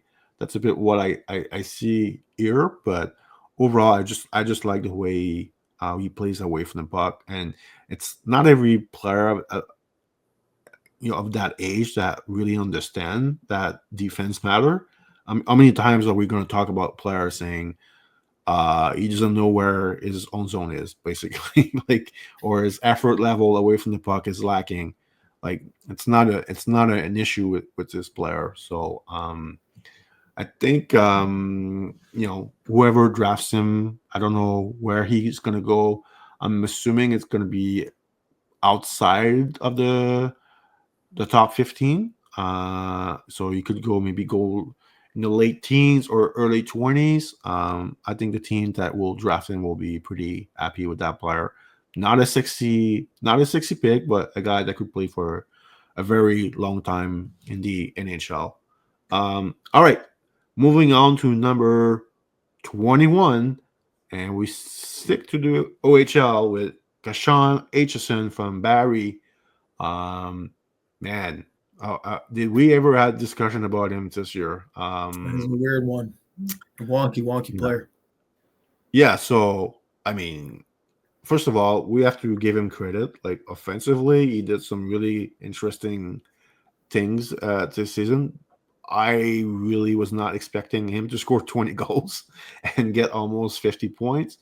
Um, Having said that, like, he was put in a spot with his junior team where, like, sometimes he was playing in the bumper position on the power play, quarterbacking the power play. So he got a lot of good opportunity to produce offensively. I don't know how much that will translate for the NHL. Um, to me, he's a weird player because his offense was really surprising this year, and then his defense was lacking for me. Um, and I would love this player a lot more if it was the opposite, where his defense was the number one thing that was, shining for him, and the offense was, secondary. Like, I wouldn't give a damn about his offense. If his defense was really good, if his decision making was really good. So that's a bit of it's like, as a scout, for me, it's like a weird feeling I have with this player. Is like he's the opposite of what I thought he'd be. I thought he'd be more, much better defensively, which he kind of struggled this year. But to be honest, he plays so many minutes with Barry, like probably too many, and I think that it did affect some of his play in his own zone. I think he looked fatigued at some point. Like, some games he was playing like 30 minutes a night, and he had no business playing 30 minutes. When you're a physical guy, like, it's tough, and he's a really physical guy. He can really hit. I'm sure you guys have seen some of his highlight real hits. Like, it's like Jacob Trouba 2.0 with some of his hits. He can fight. He will back it up. He's gonna do a lot of trash talking on the ice. I love that. I mean, Jacob Trouba is 6'4". This kid is 6'1". So kind of wish he was a bit, more of a 6'3", 6'4" defenseman playing that style. There's other part of his game that concerned me. The skating. His skating look well. I just said he looked tired at some portion of the season and in some portion of games. Um, I wonder how much that affect his skating at some point, because if you're tired, and he's not the most fluid skater that we have in the first round for a defenseman.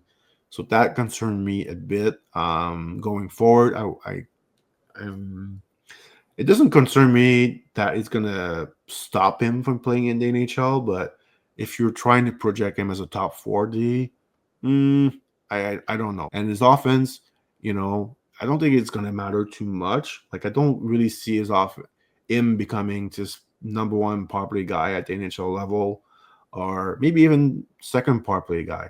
I I really wish the defense was better by him.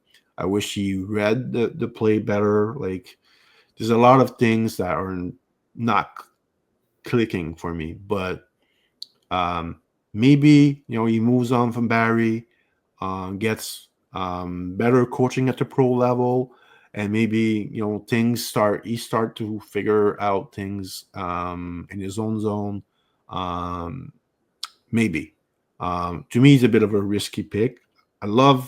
I get it. I love the physical play, and it's hockeyprospect.com. We love physical playoff type player, and he could be that, but the defense, lack of IQ, lack of skating for me is a bit of a concern. I appreciate him really improving his offensive game, but I don't know if that's what that. I don't think his offense is what's going to keep him in the NHL. I really think his defense will need to get better so he can stick around for a long time in the NHL. So, yeah, that's a bit my my rant on Aitcheson. I like the player. I like what he could be, but I think he's very, very far from what he could be. So, Brad, I'll give you the floor here on Kashawn Aitcheson. Sure. Yeah, he's extremely unique. So I think the best comp for him is honestly a higher quality shooting version of Stian Solberg with worse skating mechanics. Like the throwback, they're very difficult to get a read on unless you watch a lot of them, and they can perplex you because they can look very different from one game to the next. So you're like, what the heck are we even dealing with here? Because I was joking with some members of our staff, and like they didn't disagree with me. It's like, I think he might be a complimentary power forward. Can someone tell him? It's like that's what he looks like offensively at times. He doesn't really know. So this is the big things. Usually, like with any player in the top 32, you're talking about a player that has natural tendencies. You're like, oh, that comes effortlessly to him. That's fluid. That makes sense. That's translating. Well, this player, he's not a natural defender. He's not a natural puck mover, and he's not natural offensively.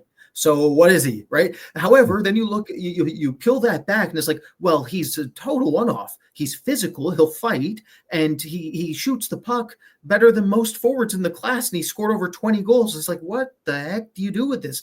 So this is one for us where I really think that out of any player we've talked about so far, maybe with the exception of Zharovsky, like development is everything for this player. It's going to be really team dependent on who gets him, how they can communicate to him, and how they can basically build a foundation, because there is none. So, for instance, when you look at his retrieval rates, they're all over the map. Sometimes he's good at evaluating pressure and he has spatial recognition, and other times it's gone. Sometimes he's very good in loose puck races and he knows how to hunt down and pressurize opposing defensemen or forwards and forecheckers. And other times it's gone. He's stationary and he stays without motion. He has no motion to him. He's just flat-footed and doesn't really skate the game like he should. And then on his exits, that's where I'm probably the most confused, because at times he'll one-touch process. He'll use his partner. He'll understand he's got to stretch the length of the ice quickly to get that the launch of the transitional attack going. And then other times he's just waiting for pressure to be invited to him, which is very bizarre. The good news is, I thought with Jerome's point, the skating. So the skating is everything to me with this player, because if you're going to make mistakes, and he is error prone, you have to have a natural rate of recovery so you can make up for those mistakes, especially if you're a defenseman. So one of the reasons we were so high on K'Andre Miller is because, okay, he was raw, and he had some offensive flashes, kind of like Aitcheson, but then he was 6'4", he was a super athlete, and then the rate of recovery was already present. So there was this backup game where, like, okay, he's going to make mistakes, but there's something there to be able to erase those mistakes. With Aitcheson, there's a lack of power within his stride right now, and it's not like he's that thin or not filled out to some degree. So it's all about the skating. It's all about the explosivity, and it's about trying to create an identity for this player so he can streamline himself in the defensive game in the neutral zone, but then still have enough dynamism where that offense is allowed to be extracted. To Jerome's point, I think the puck movement might not be high-end enough to be a power play 2 option. He might be one of those very strange players, kind of like Dmitry Orlov, Jerome. Like Dmitry Orlov, when he's not on the power play in Carolina, he's still hitting players. He's still doing good things. He's still puck, and then he has a bomb from the point. He still can threaten from the point. Maybe there's a bit of Dmitry Orlov in terms of the projection. Again, I'm just trying to think off the top of my head here, but yeah, some Stian Solberg, some Orlov. He is an incredibly weird player, extremely rare player, and it will be very interesting to see where he goes on draft day. I know one thing I'll say. there's a massive discrepancy among people that we know in this industry on this player. Some people are like, way too dumb, no way he can translate. Other people are like, you can't find this player. He's an absolute unicorn. You got to take him high. So he's one with a very wide range of opinions and an even wider range of outcomes.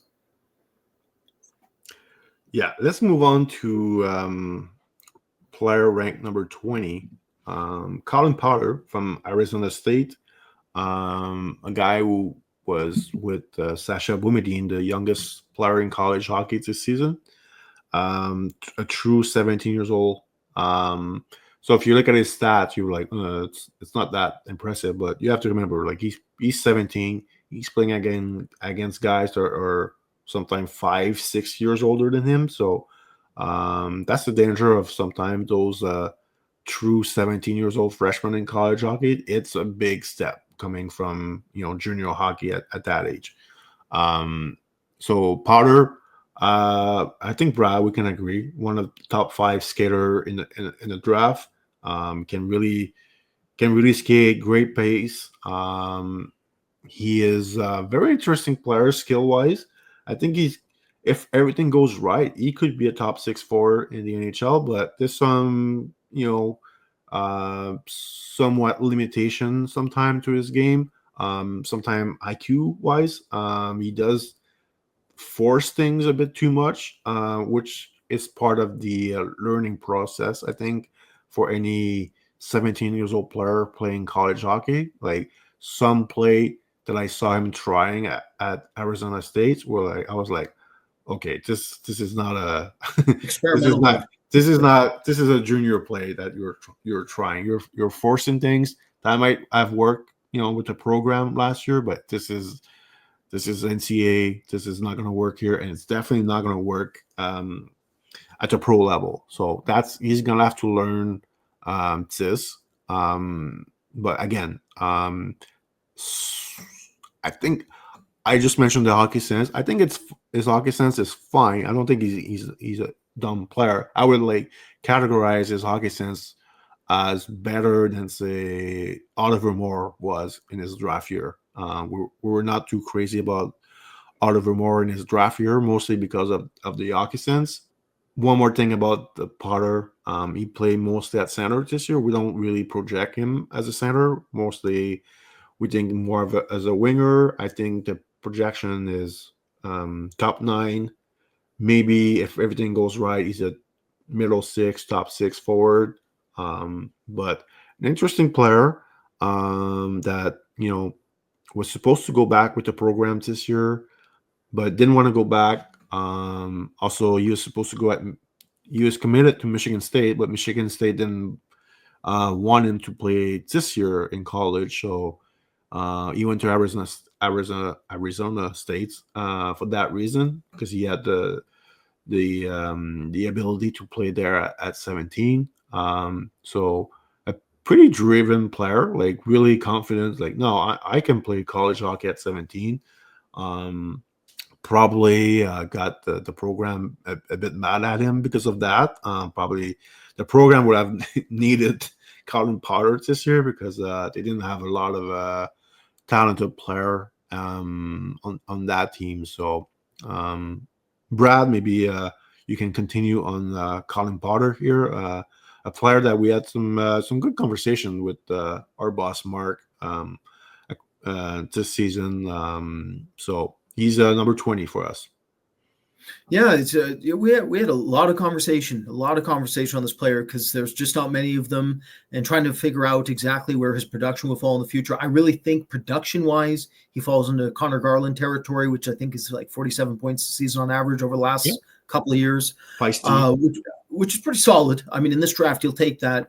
So the thing with Potter, again, he's unique. He's very, very unique player. So the skating is very, very good, right? Exceptional. But he's a wide track skater, and he's very small. So it's a bit bizarre in the sense that because he's wide track, meaning his hip line branches outward. So there's more to hit than you would suspect given his size, essentially. That's one of the issues with wide track skating. And so what that means is that he has to slip by using his athleticism to go off his center line in ways that, like, for instance, Benjamin Kindel simply cannot do. And what that means is he can make a lot more unique plays when he's operating at his full speed.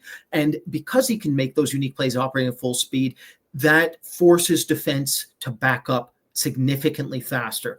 And what that means is that he's most dangerous as a quick strike transitional player. He gets defenses on their heels. Then he doesn't have to rely on his sense, which, to Jerome's point, more in the more category, which is, one of the difference between the two. I think Potter is better at putting himself in high danger shooting areas relative to Moore. Like Moore does get a lot of scoring opportunities, just doesn't know how to capitalize because he doesn't have he doesn't understand how to play the high percentage game when he's in transition to the degree Potter does. I think that's one of the separating factors with the sense.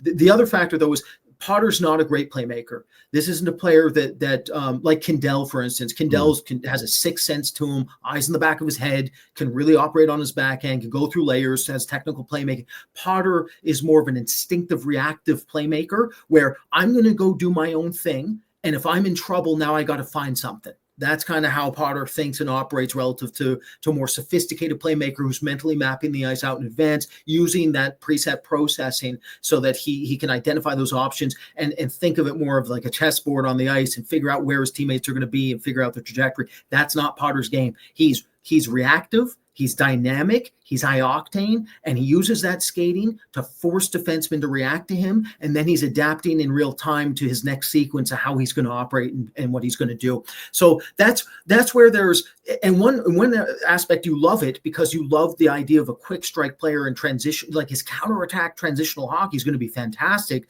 But on the other hand, it's a bit worrying when it comes to his absolute ceiling and projection within that ceiling. And it's more worrying when it comes to established playoff hockey when they're in zone, because you're dealing with massive defenses who have structure. That's where his play, I think, is going to struggle a bit more than with some of these other players. And that's why we're not as high on him as some other people. But admittedly, on our staff, I feel like Jérôme, we had a pretty wide range of opinions. Some people thought he could be a like maybe even a top line player if things go right, where some of us thought maybe even more third line and a depth player. And then there's that middle six. I felt like we're all over the map with him. But he is a very unique player and he does have a backup game. He's not that good defensively. I don't think he ever will be, but he doesn't play afraid.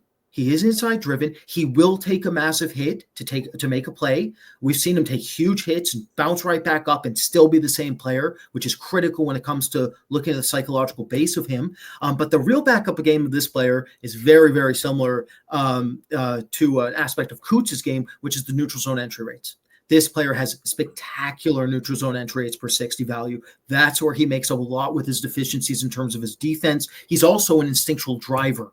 He is a driver. So if he can eat minutes offensively, he doesn't have to defend as often. That's the bet. So if you see him drafted very high, my guess is a team thinks like that and thinks he's going to be able to drive. The skating's so good. He's tenacious. He's aggressive. He's very assertive with what he tries to do. So let's take that, right? Where if you see him drop, then you'll see some of the concerns we discussed today be more prominent. So very unique player. And we were kind of all over the map with him in terms of looking at from staff member to staff member. Yeah, I'll finish with this on him. Like sometimes some players are like afraid of the puck, which is kind of like a funny quote, but he's not one of them. Like he wants the puck on his stick. Like you mentioned, he's a play driver. He does have his flaw, as you mentioned, but he's really not shy on the ice. Like he's like, give me the puck and I'll make something happen. Sometime good or bad, but he's gonna try, he's gonna try things out on the ice. So really not afraid to make plays. Sometimes it's gonna bite him in the ass, but that's just the maturity that will need to happen with him. And then he's still young. Like he could play 2 more years at Arizona State and he will only still be 20 years old. So he has that would be like three full season in college. So he's got time to figure some things out. 19 on our list is Jacob Rombach, and he's the team of the draft. His player profile, his style of play is real. Like we did talk about this at the start of the podcast, but those big stay-at-home defensemen are really popular in this class, and we think this kid could be a really, really good one. He's 6'6". He's smart, good first pass. The skating will be good. I wish he was a bit more physical, but I think that will come. When I first started watching him, like my player comp for him was Kevin Ball of the Flames. But Kevin Ball is a bit more physical, but I think this kid is a bit smarter than Kevin Ball. And I think he can play probably, I think Kevin Ball will end up just being a third pairing defenseman in the NHL, and a decent one. I think Rombach could be like a really good top 4 D that you can put with like a smarter D, more of a puck moving defenseman with him. But nobody was higher than him than Brad. Brad was the guy in charge of the Jacob Rombach fan club on our staff. So I'll leave Brad talk about Rombach. I know, Brad, you have a lot to say about him. And I'll give you the microphone here so you can start giving you a scouting report on him. Sure. I know for some of you, or a lot of you listening, is probably like, this is too high. Is a shutdown guy? Why top 20? So admittedly, this is something we were debating from a philosophical perspective on our staff. It's like, how high should you ever put a shutdown defenseman like right at the top of the second or really in the first round? And, we think as long as the defense can be elite, that and there's an elite quality there, that you can. And in his case, he has 2 elite qualities. Now, to Jerome's point, really wish there was a Leon Bichsel element here psychologically. If he was nasty like Bichsel, he'd probably be top 15 on my list, maybe even higher than that. Like, that's how useful he could be, because he'd be unstoppable defensively then. That said, what's there is extremely, extremely useful, despite not being overly physical. Now, the first thing I'll say about the physicality actually is, just because he doesn't do it that often, I've seen him absolutely crunch players, like just destroy players along the boards. I've seen him flatline players 10 to 12 feet across the ice. He's just a good-natured kid, I think. So he's going to do it. Just, he's not mean. He's not going to do it as often as you want. Now, that said, he's a 6'6" kid who's a tremendous athlete, a relatively good skater for his size already, very coordinated. We think there's a totally another level he can get to with his skating. And again, it's already solid. Very good pivots, his edge work, his fluidity, his crossover mechanics are all pretty darn impressive considering how big he is. So the toolkit really stands out. But what also really stands out is the poise. This kid plays with ice in his veins. He has the best retrieval rates out of any shutdown defenseman in this class. That's the separator. That's the primary reason we have him higher than Max Psenicka and players like David Pitkowski and Theodore Hallquist, who comes close to him in that regard, and several others. Like Pstretsov, Bogdan Pstretsov, a Russian we have also, that fits this category of like a really good athlete that can shut down opposing teams.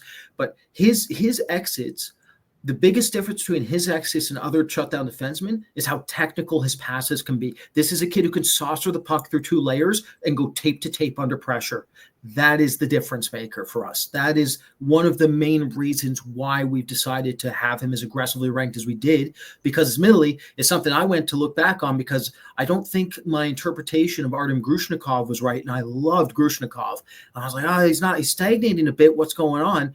And his exit rates were not at the level I thought they would get to. So I really try to factor that into Rombach and some of these other defensemen when I did miss on Grushnikov. Or I shouldn't say I missed on Grushnikov yet, but there's a delay there in his development. So the other aspect of Rombach is he does play a swarming style of defense. So he's not a physical defender, but he gets on top of players quickly and uses his range to counteract opposing players' lanes and be able to take the puck and strip the puck. He also can intercept pucks and think the game in advance. This is a player with a lot of anticipation and can use that anticipation to get back out in front of the play. And when it comes to the forecheck, he's extremely composed. Doesn't matter if he's getting forechecked on both sides simultaneously. If he's dealing with double coverage, he can deal with that. He's very, very good at being efficient and smooth and calculated. So is there offense? No, and we don't care. And so for some, that might mean from a philosophical perspective, you'd have him a lot lower, and that's okay. Right now, we think the game is, again, much more of a specialized route.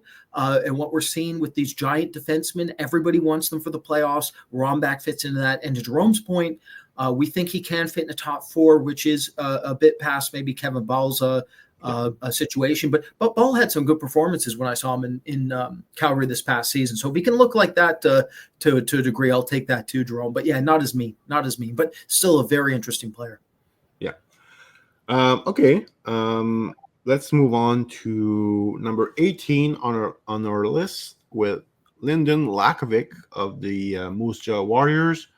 Very how should I put this? Polarizing. Yeah, yeah. Amongst our staff, I would say. Okay, let's talk about him. 6'4", really good skater for his size. Really good playmaking. He's got a good shot. I don't think he shoots the puck enough. But I don't think his finishing ability are as good as his playmaking rates. So, like I remember at the start of the year, like he was getting a lot of scoring chance and he was just not finishing. And his shot sometimes was a bit too average, but I think overall, like from what I saw in the second half, I think I like his shot. He just doesn't shoot it enough. I don't think he's got that goal scoring instinct in him, but it doesn't really matter because the playmaking and the skating is so good. When we had like arguments about him, it was never about his skill level. Like we I think we all are in agreement of what he does well and what he doesn't do as well. The main argument that we have about him is like, is he going to drive the play? Is he going to compete hard enough to, achieve his full potential? And that has been the issue with him this year. With sometime, and Brad will probably mention that he does look like he's going to compete. It looks like he's going to drive play. It looks like he's going to take over, shift. But there's not enough of them. So he's a bit of a tricky prospect in this draft because we have him 18. If he does figure it out, that ranking is gonna look bad. He's gonna look like a top 10 pick. It has happened in the past. It usually, if you see a player and you think he's passive, you think he's soft, 95%, 98% of the time, they don't change. They don't, at 17, 18, if you're this way, usually you don't change. But there's always some exception. Zachary Bolduc is probably the best example I can mention. Scored 50 goals twice in the queue, first round pick by the St. Louis Blues. I remember like his coach in Quebec, Patrick Roy, was on him. He's like, play more physical. You're gonna get to the NHL if you do that. You cannot just base your game based on your talent and your skating and the way you shoot the puck. You need to bring it physically. And he would do it a few games in the queue and then come back to be, pretty passive, play on the outside. And then when he got to the pro, everything changed. Like something clicked, and then this year he was one of the best rookie in the league, but also one of the best hitter in the league. Like he was, I think he had a lot of hits. He was like driving people nuts on the ice in the playoff. So that's an example. If I'm Lakovic, I'm looking, say, I need to turn that switch. But they don't always. It doesn't always happen. Zachary Bolduc there's always an exception to the rule. I think Zachary Bolduc is that. Can Lakovic be that? I don't know. He's been pretty passive for me in my viewing, so I'm not super confident he can, bring that game. Does it mean he can't play in the NHL? No. Like I just think it's gonna limit him in terms of reaching his full potential. But if he does bring that physical game, that high compete game, like this kid's got way too much talent, and he's 6'4", skates like the wind, can really pass the puck. There's a lot to like here, but that compete has to be better and has to be more consistent going forward.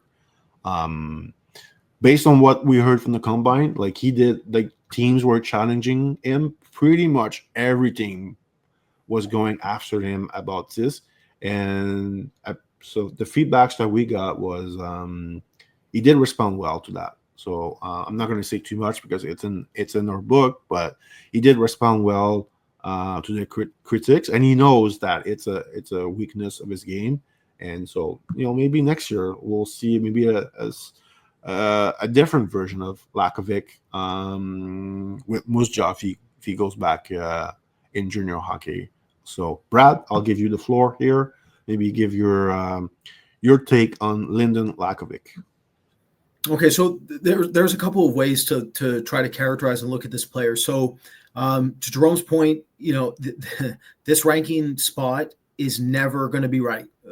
Some players, extremely difficult to try to figure out what to do with him because he's either going to be top 10 to redraft or nobody wants him. Like it's going to be very difficult to see an in-between route here. But this was the point where a lot of our staff, we had a lot of internal debate and arguments, and because of that, we fit him right at the end of the first, where it's like there's just too much natural talent, regardless of the risk, essentially. So this comes down to a bit of a philosophical discussion. So, most of the time you want your players to play, quote unquote, the right way. You want them to play hard. You want them to play heavy, especially a kid this athletically gifted with a 6'4" frame.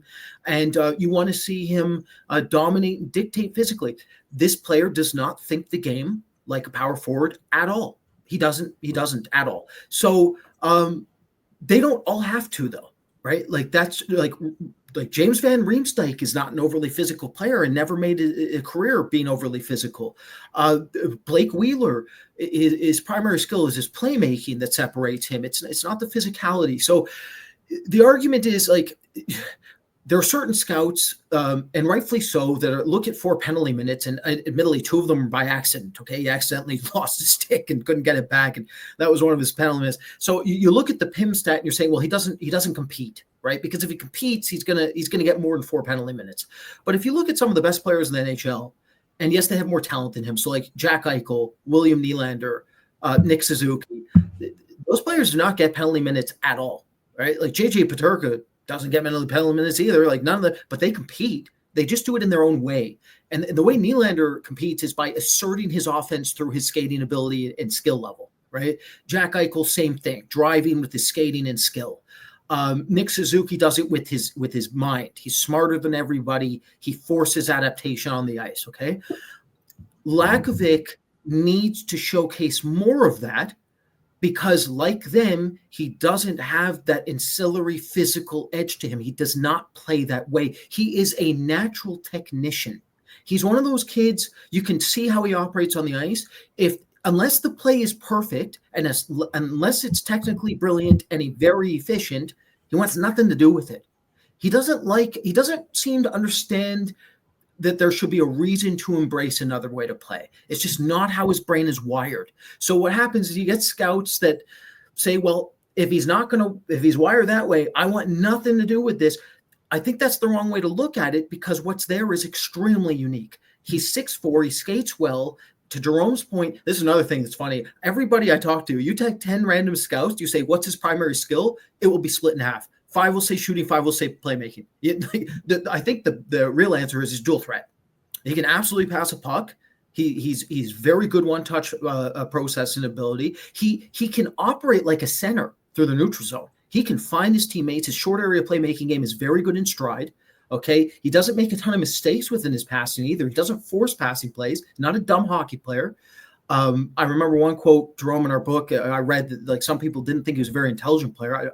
That's one aspect I don't agree with at all. I think he is honestly maybe too intelligent for his own good sometimes. There's times where he needs to dumb his game down because he's trying to make this ridiculously sophisticated play when he doesn't need to. And that's one of the aspects. So in one way, it's brilliant, because if you look at him off the rush and he's setting up a 2-on-1 with his teammate, he will do that in a way that Roger McQueen can't. Like, he is a more sophisticated technical player than Roger McQueen, for instance. However, Roger McQueen can just throw back and use his frame and skate and cut around a player, and you're not having to deal with that sophistication. My point is, though, that both work. Like, there was one specific play this season I saw in the 2-on-1, one of the most beautiful technical setups I saw in the 2-on-1 this season. The puck was in the back of the net. It was off of Lakovic's stick, and he was the one who created the setup in the first place.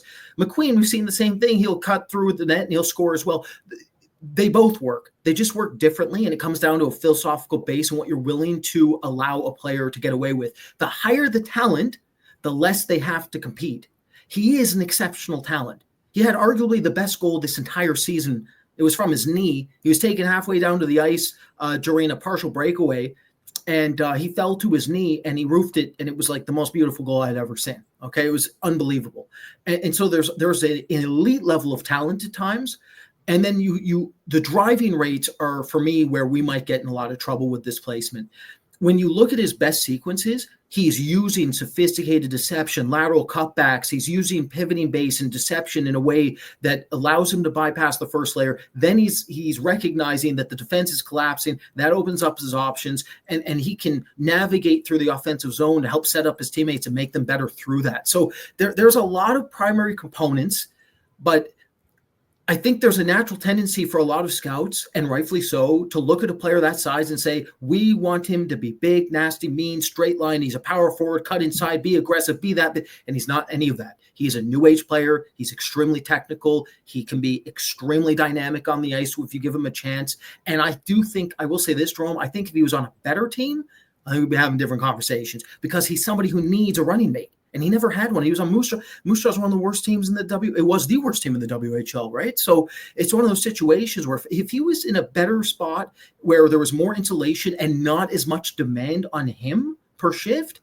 I really think that he could have taken off and looked a lot better. However, he does finish his checks occasionally, and he will defend correctly. One of his better sequences started because he had a great defensive read, stripped the puck, rushed up the wing, and scored against Evan Gardner during the Saskatoon game. So it's one of those situations where there is a lot of sequences and flashes of brilliance that can offset some of the concerns. And it's just, as a staff, we're all over the map trying to figure out how to place that. But I bet you there is a team out there that for sure has him at least in the top 7-8 picks, because talent-wise, the frame, the skating, the kid off ice had good interviews. I'd be surprised there wasn't teams that were pretty high. Ingvall, by the way. I said Ingsel. Somebody's going to come after me in the comments. Pierre Ingvall. I was thinking Victor Klingsell, which was a giant Swedish player that didn't play like a power forward and was supposed to, and had a ton of talent too. He fits that description too, but not many people are going to know who that is. He was in Chicago for a couple. I could say Guillaume Latendresse that I saw in Montreal was like a big guy, power forward frame, a guy who could score a lot of goals. Was just if he was asked to, he would go play physical, but then it was just not. He would do it for one game, and then 5 games, he's just not hitting anyone. And then, they can't shove. So he was like, and Benoit Pouliot was a bit the same thing. It was funny, both guys got traded for each other, but they, like Pouliot, like he found a way to stick in the NHL for 10 plus years. But at the end, he was more of a depth guy in the NHL instead of being, a top 2-line player. Like he was a top 5 pick in the draft. He was drafted before Carey Price. So yeah, so Lakovic, like as you see, guys, he's very. We had argument about him all year, and I think we're still going to argue about him, but he does have the potential to really make us look bad for that ranking. But we'll see if he can, turn that switch. He doesn't have to, like, the point is, like, I don't think he has to, like, start, like, looking like second coming of Eric Lindros on the ice. We just need more compete, but it doesn't mean like he has to go in it. Like that's not really what, at least me on my end. And I don't care about the penalty minutes. It's just a funny anecdote that, he had only 2 penalties this year, and one of them was for playing with a broken stick. It's funny to say, But to me, I just need more consistent with winning battles along the boards, going to the net. And sometimes he just stay too much away from for me. So that's a bit my reasoning why I'm not. It's not like I don't like him, but I couldn't put him higher on my list. Basically, that what we have um, with our rankings. So this has become an inadvertent real life debate about ranking in real time, which was what we do behind the scenes. But the point is, so Jérôme is saying he needs the player to be more of a competitive player off the puck, so that he has a backup option if some of the offense doesn't translate. And then there's somebody like myself, and I'm not saying I'm right or wrong here. I'm just trying to give an explanation that I don't actually care too much about the compete relative to Jérôme, and I don't care about the PIMS either. I want him to be more assertive offensively, because if his offense dials up another level, then it's more okay for him to be not as competitive. So it kind of shows in real time here, like different philosophical difference in philosophies in discussing these players and how we rank them and go through that process essentially for everybody. All right. We're going to move on to number 17, which is our last player for this part one of the our top 32 breakdown. So, Logan Hensler of Wisconsin is the our 17 ranked player. And man, speaking of having different opinion, here we go again. yeah. All right. I'll tell you guys what I think of him, and then Brad will say maybe I wouldn't say the opposite of me, but close to it. Because we have like very different opinion of what this player could be. I see him as a safe prospect in this draft. I think a lot of people thought he was going to be a top 5 pick at the start of the year. I was not overly. I saw some potential that he had, but based on what I saw last year, I was like, maybe it's the program effect. So maybe let's wait and see how he does at Wisconsin. And it was a bit about similar. Like he had some good flash during the year. Some games that where he actually looked like a top 10 draft pick to me. But other games you look more like as a late first, maybe even not even a first round pick. So there's a lot of different like viewings, but different like feeling about those viewings for me. But overall, I think I see him as a pretty safe prospect. I think he can play for sure in the NHL. I mean, we rank he's 17, but as a top 4 guy that can give you in the regular season 18, 20 minutes per game. I think his offensive game has been a bit of a letdown for me based on what I saw when he was 16, his first year with the program. Like I thought there was some real potential there, and I don't know. Like I don't think he's untalented. I think the talent he has some talent, but I feel like sometimes he's just a bit shy about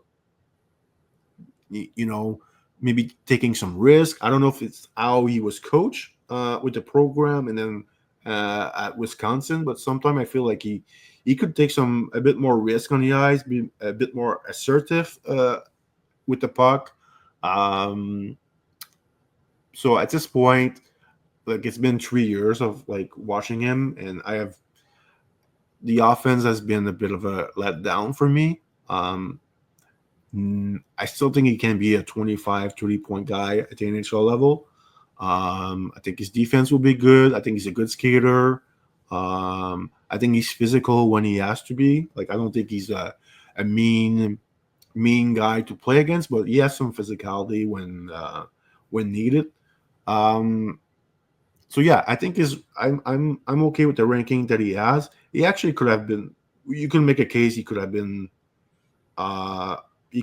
higher a few spot. I'm not going to mention those guys because we're going to talk about them on the next episode. But you could make a case he could have been higher than those guys. I just think he's a safe prospect. And I think Brad has a bit of a different opinion than me on Logan Hensler. Brad has been really high on him this season. In our different time that we talk about him, and again, I'll say this again. Those freshmen in college hockey are always tough to get a real good read on them. Wisconsin was not that good this year again. Like, I don't know what's going on with that program, but they used to be really good. And then I feel like ever since Cole Caulfield left, they've been, even when he was there, I don't think they were like a top team anyway. So, they used to have a lot of NHL guys coming out of Wisconsin, a lot less in the last few years. But Hensler should be the next one. But anyway, Brad, I'll let you talk about Hensler. I think he's more of a safe pick that could be a number 4D at the NHL level. So I'll let you tell our audience, what do you see in Logan Hensler? I don't disagree with you in some ways on this player. I think we kind of like look at his environment a bit differently. So one thing I'll say is I really didn't like some of his deployment with his defensive partner. I can't remember the name off the top of his head. I found that they were both attempting to be rovers on the ice, and that kind of took away part of his game because, as you know, like his foundation is his skating. So I do anything we can tell everybody this is one of the best skaters in this class. This is a top 5-6 skater in this class, one of the best defensive skaters in this class. He's a bit older for this draft, like one of the older players, but I really think that there's a lot more growth potential there than we've seen. Jérôme, do you remember his combine weight? Do you know when he came back? It's on the screen. It's 198 pounds. Oh, it is on the screen. My bad. So yeah, he's older. He's already 200 pounds, but when you look at him and you look at the access he has to his skating, like I really think there's another gear there entirely, and he's already an unbelievable skater. And the skating foundation is key for him because he can be mistake prone at times. And the thing with him though is he makes very loud mistakes. So sometimes, he'll play well and then out of nowhere, he's going to just make a blindside pass right through the middle of the ice directly and force a transition against him. Things like that, we're like, oh God, what's he doing? However, outside of those plays, like his game it can keep relatively quiet for stretches. This is his first year in college. He is trying to adapt to it. And I thought in some of his best performances, he absolutely looked like not even just a top 10 player. I thought he looked top 5. Like, I really think that he has a tremendous amount of potential. When I compare him to Brock Faber, for instance, he shows more potential than Faber at the same age, but Faber was more insulated, more, I would argue, worked better in a system and showed, I would say, a bit more poise and a bit more intelligence in his game.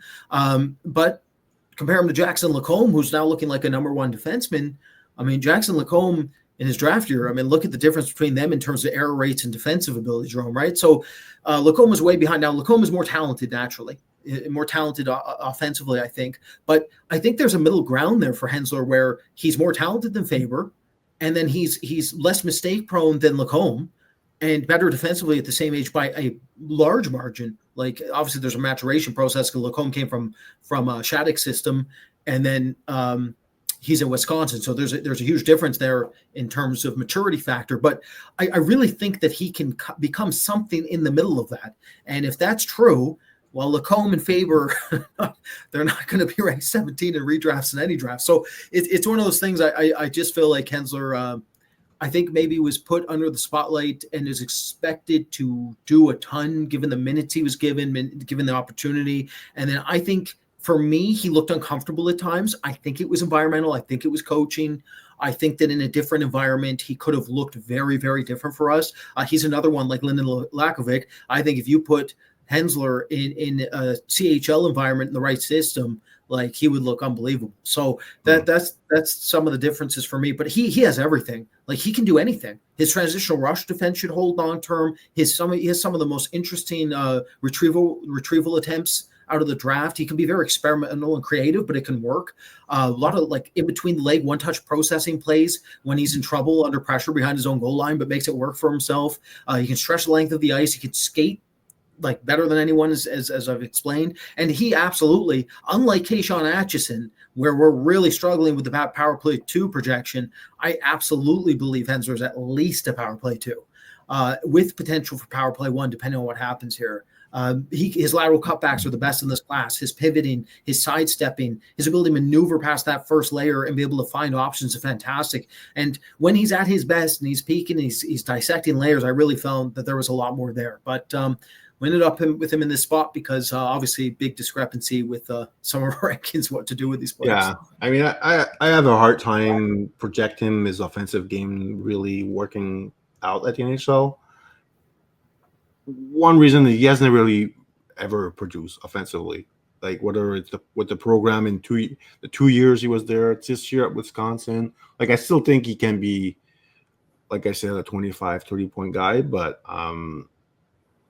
you know, I know you really like him, so that's the difference in opinion on him, and you know, that's the best part of scouting is that, you know, really having different opinion and challenging each other on you know what we see and what we don't see. So I'm kind of grateful for it. We see, you know, a lot of our staff, so we see the same thing, right? It's I think it's better we get some contrast sometimes. You don't want everybody on your staff to see the same or think the same or scout the same, because that's not going to work. You need a staff that sees things sometimes very differently, because you need that broad range to really get a basis for the draft and get your ranking as crisp and clean as possible. Yeah, I think even Lakovic, like even if we have disagreement, I think we see the player in somewhat in a similar range in the list. I think Hensler is probably the guy that is, you know, one of the biggest range. Yeah, the biggest difference in rankings. So that's fun. So anyway, that will wrap up part 1 of our breakdown of our top 32. Thanks for watching. It's been a long video. We're just getting started. Not surprising. And we'll be back for part 1 when we take a look at our top 16 ranking. So be sure to look for that on our YouTube channel. And again, thanks for watching, and we'll be back with another episode pretty soon.